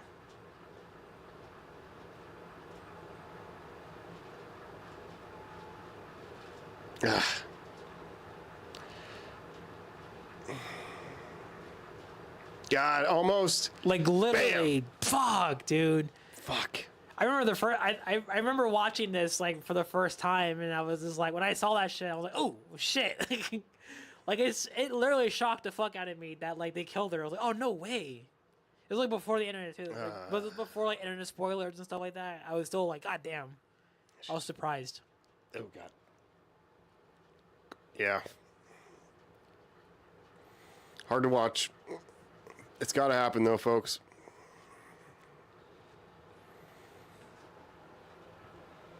Okay. Let's get our hearts broken. Yeah, I see your guys' comments. We're just gonna hold off on the comments for a second. We're gonna just focus on the movie and wrap this shit up. Plus, this is a very tender moment. Hey. You're okay. No, she's not, Peter. Ah, damn. I know.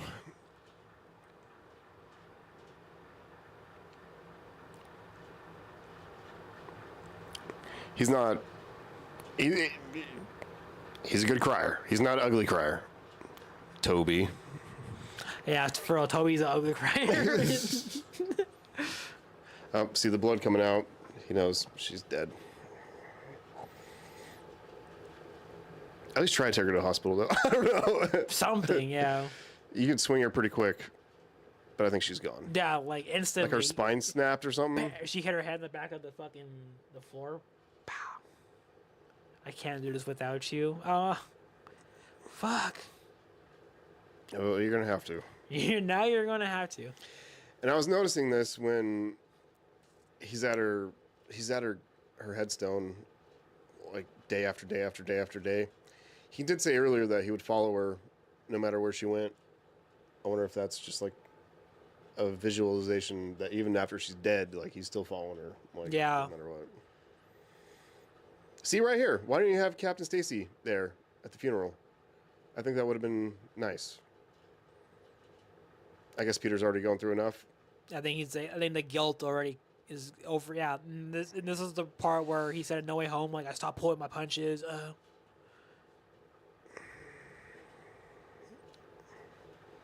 Aunt God May. damn. Poor Aunt May. But Aunt May has got a little history in this kind of thing. King Matthew says, well, that was a real head-banging experience. LOL. He said, damn, TASM 1 ends with Gwen's dad dying, and now TASM 2 ends with Gwen dying. The Stacy family got wiped out by helping Spider-Man. I know, that poor family. For real. Poor Peter, too. It's just death all around this man, too. He just hangs but out that's there. what kind of, I guess that's what makes you a fucking hero. You gotta fucking just, take that shit and use it.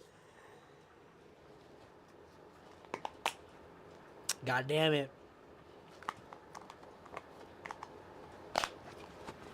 All right, Peter, this is when you start a band. Or just grab an acoustic, go solo, sing sad songs. What hurts the most?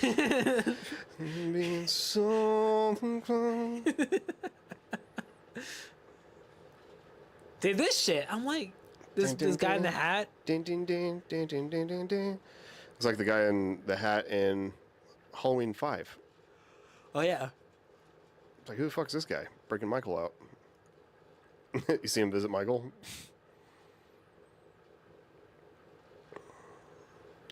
So this is where they're setting up Sinister Six, right?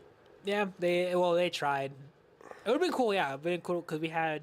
Cause apparently, Michael Mando, the guy who's a Scorpion, he was supposed to appear in this. Was he going to be Scorpion? Mm-hmm. Wow. Yeah, he was going to be Scorpion, but they just never went anything with TASM 3, so... And you mentioned something about Andrew was, like, maybe gonna be the MCU Spider-Man. Oh yeah, like that was gonna be a twist too. Like that, like somewhere along like this, like they were gonna have like because the first movie, the first Amazing Spider-Man came out around the same time as the Avengers movie came out in 2012, so they were gonna have like the New York City skyline for TASM 1, and they were gonna have the Stark Tower or the Avengers Tower in the background. But because the video effects team never finished it in time, so they scrapped that idea altogether. Okay. So had that been in that movie, we would have potentially had Spider-Man in Civil War with Andrew Garfield instead of Tom Holland.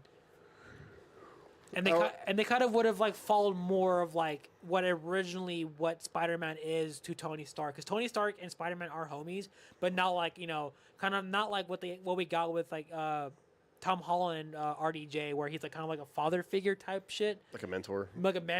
And with Andrew Garfield, who's gonna be like actual partners and shit, like still kind of like under his wing, but not really like with Tom and shit. Would have been cool to see, but.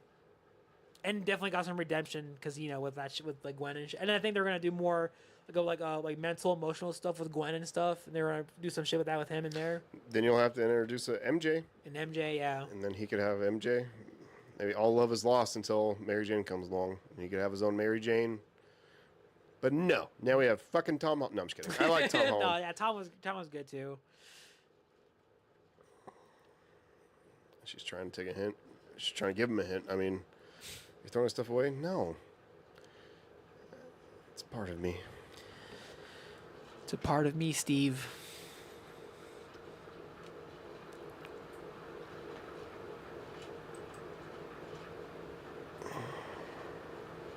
Oh, this hits you right in the huevos. Right in the huevos.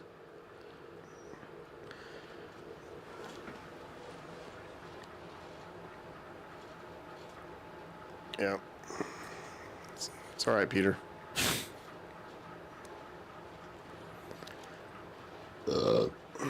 Miss Guzzi.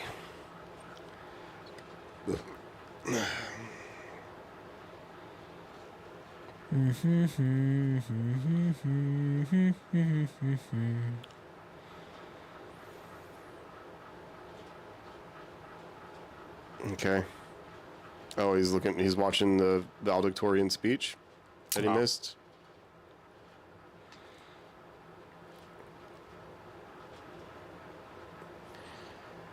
Oof. I don't know if I could look at all this shit. I'd have to put it away for a while. I can't have everything up like that. No, for real. I'd be a fucking wreck. Yeah. Cross eyes. That kiss though. Don't cry. You're gonna make me cry. So even her words are what makes him move on. It's nice. A nice touch, people. God. Well, a combination of her words and Aunt May. Mm-hmm. And he keeps one picture up. That's nice. Oh, he's got a couple. Kind of looks a little obsessed, Peter. A little bit. Jesus Christ. There's a lot of Polaroids on your door. Is this your jerk-off room? He goes in the closet and sits down. Turn on the light above him. Everybody's like, what the fuck? And here's Rhino. And this, once again, was before I knew anything about Rhino. I didn't know he was like this guy that like turns into a rhino. This didn't bother me that much. Him being in a suit. Yeah. It's a more grounded approach, which I can like really appreciate, like especially for something like what they could have had planned.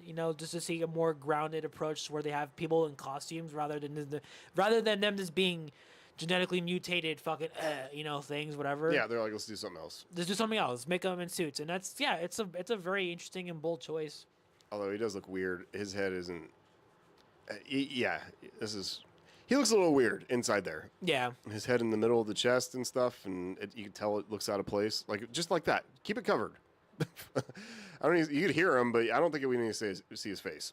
No. And you got this little boy just trying to step up. You're like, fuck it, I'll do it myself.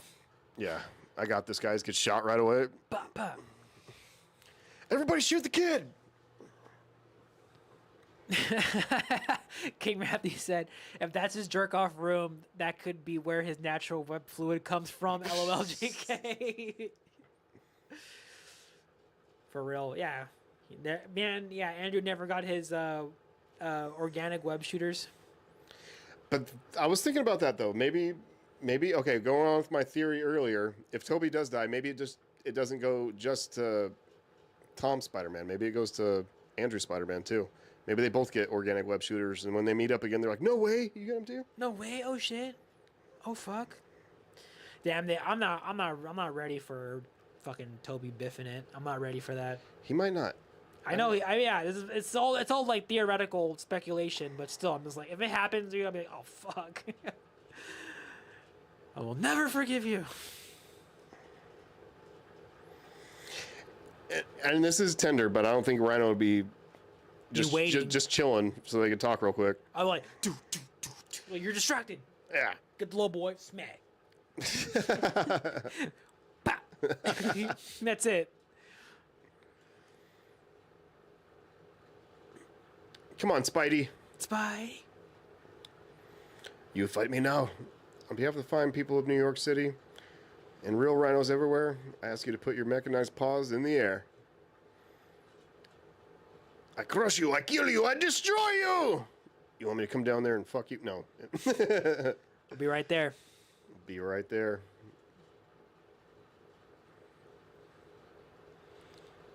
This is sweet. See, and also too, when I first saw this movie, I was like, I thought like we're gonna get more, and then they cut off right here when he before he hits him with like the sewer cap. It's pretty cool though. It is cool, but I'm like, bam! I'm like, oh no way! I thought we were gonna get more. Pretty cool though. Pretty cool. All right, guys. We got that post-credit scene. Yeah, we're gonna fast forward to the post-credit scene. Yeah, which is actually I don't think there's a post-credit scene. There's not. There is not one. Okay. Well, there you have it, folks. No mid-credit. I don't think so. No. Well, there we go, guys. Yeah, we have finished the Amazing Spider-Man stuff, and now we are done. We are done. Crazy. We are on our final iteration of Spider-Man coming up. We are going to do Tom Holland's. Next one will be Homecoming. Homecoming. That's next week. Jesus. But goddamn, I love both these movies. Yeah. I'm a fan of The Amazing Spider-Man, both part 1 and 2. Good films. I like them. I don't care what it says.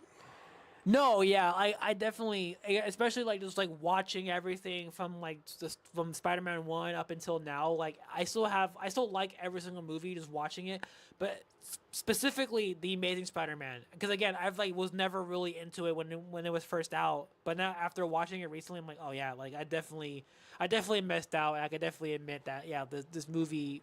We should have gotten a third one, and Andrew Garfield is definitely going up there. So for like my terms, like respect for him as a Spider-Man.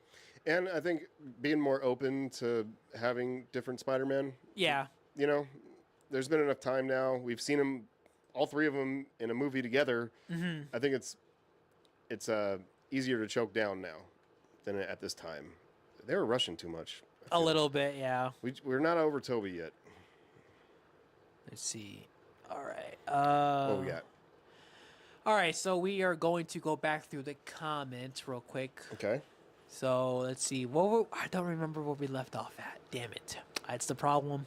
Sorry, dudes. Let's see.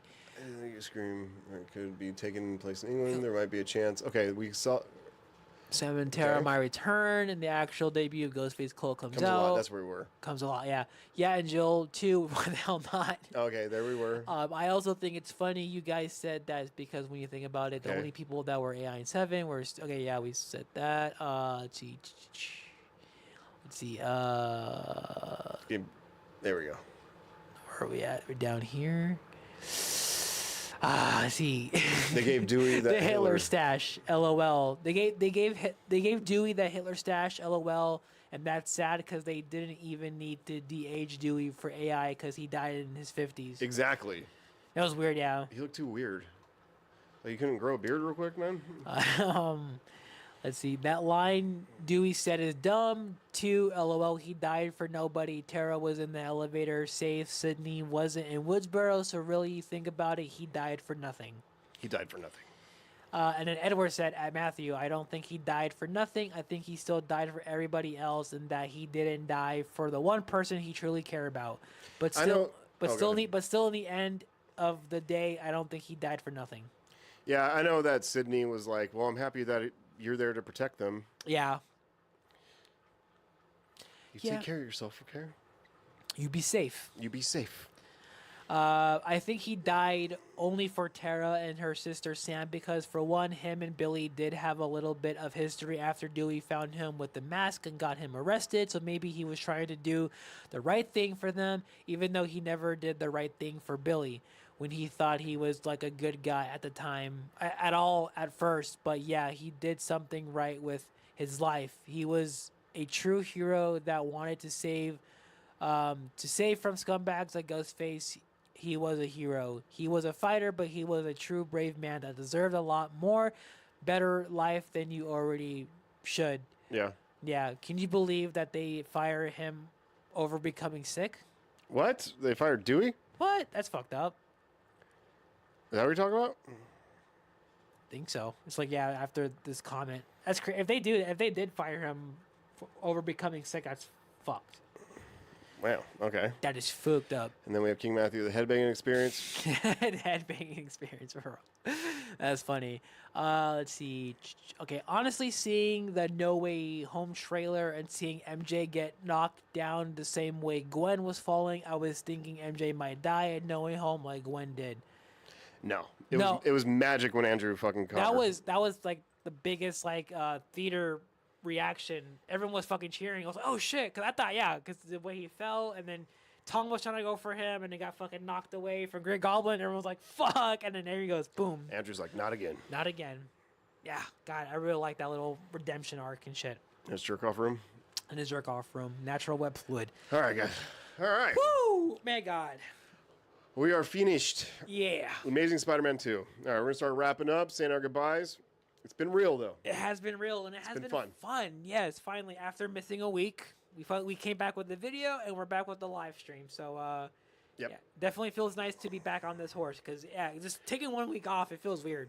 And we're done with overtime now, so now we're back to having 3 days off. So. And that means we get to do some more cool shit for you guys. And we are going to see Evil Dead Burn on Friday. And I think that's it. I don't think we're going to see anything new.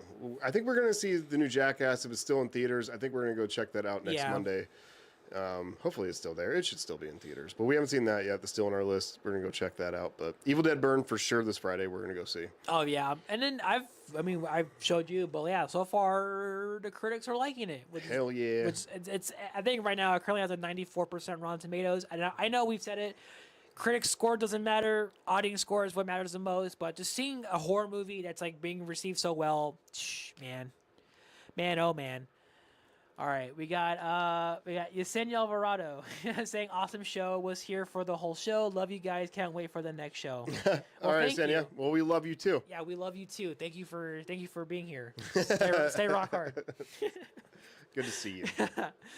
Oh man, yeah, I'm like my throat's like just trying to talk. I mean, there were some dead time, but still, just trying to talk for 3 hours straight. I think we did an okay job. Usually catch it. I try. I'll notice when we're like not talking, and I'll just say something about the movie. Just try to keep it going a little. Yeah.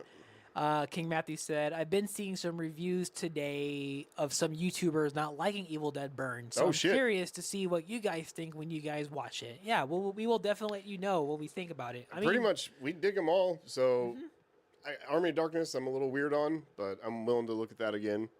But other than that, I think I love every Evil Dead movie. Especially like the recent ones, like the remake, Rise, and now with Burn, and so far with the trailers we've been getting for Evil Dead Burn, I'm like, yeah, this looks sick. I don't know.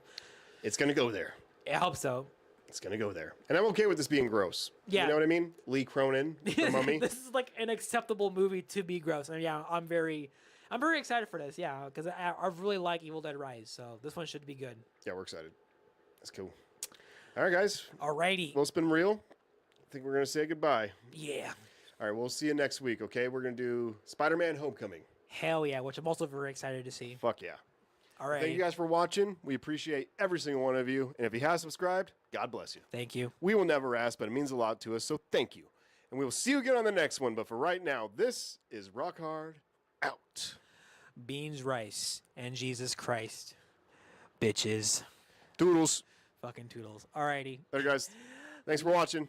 Goodbye. Goodbye.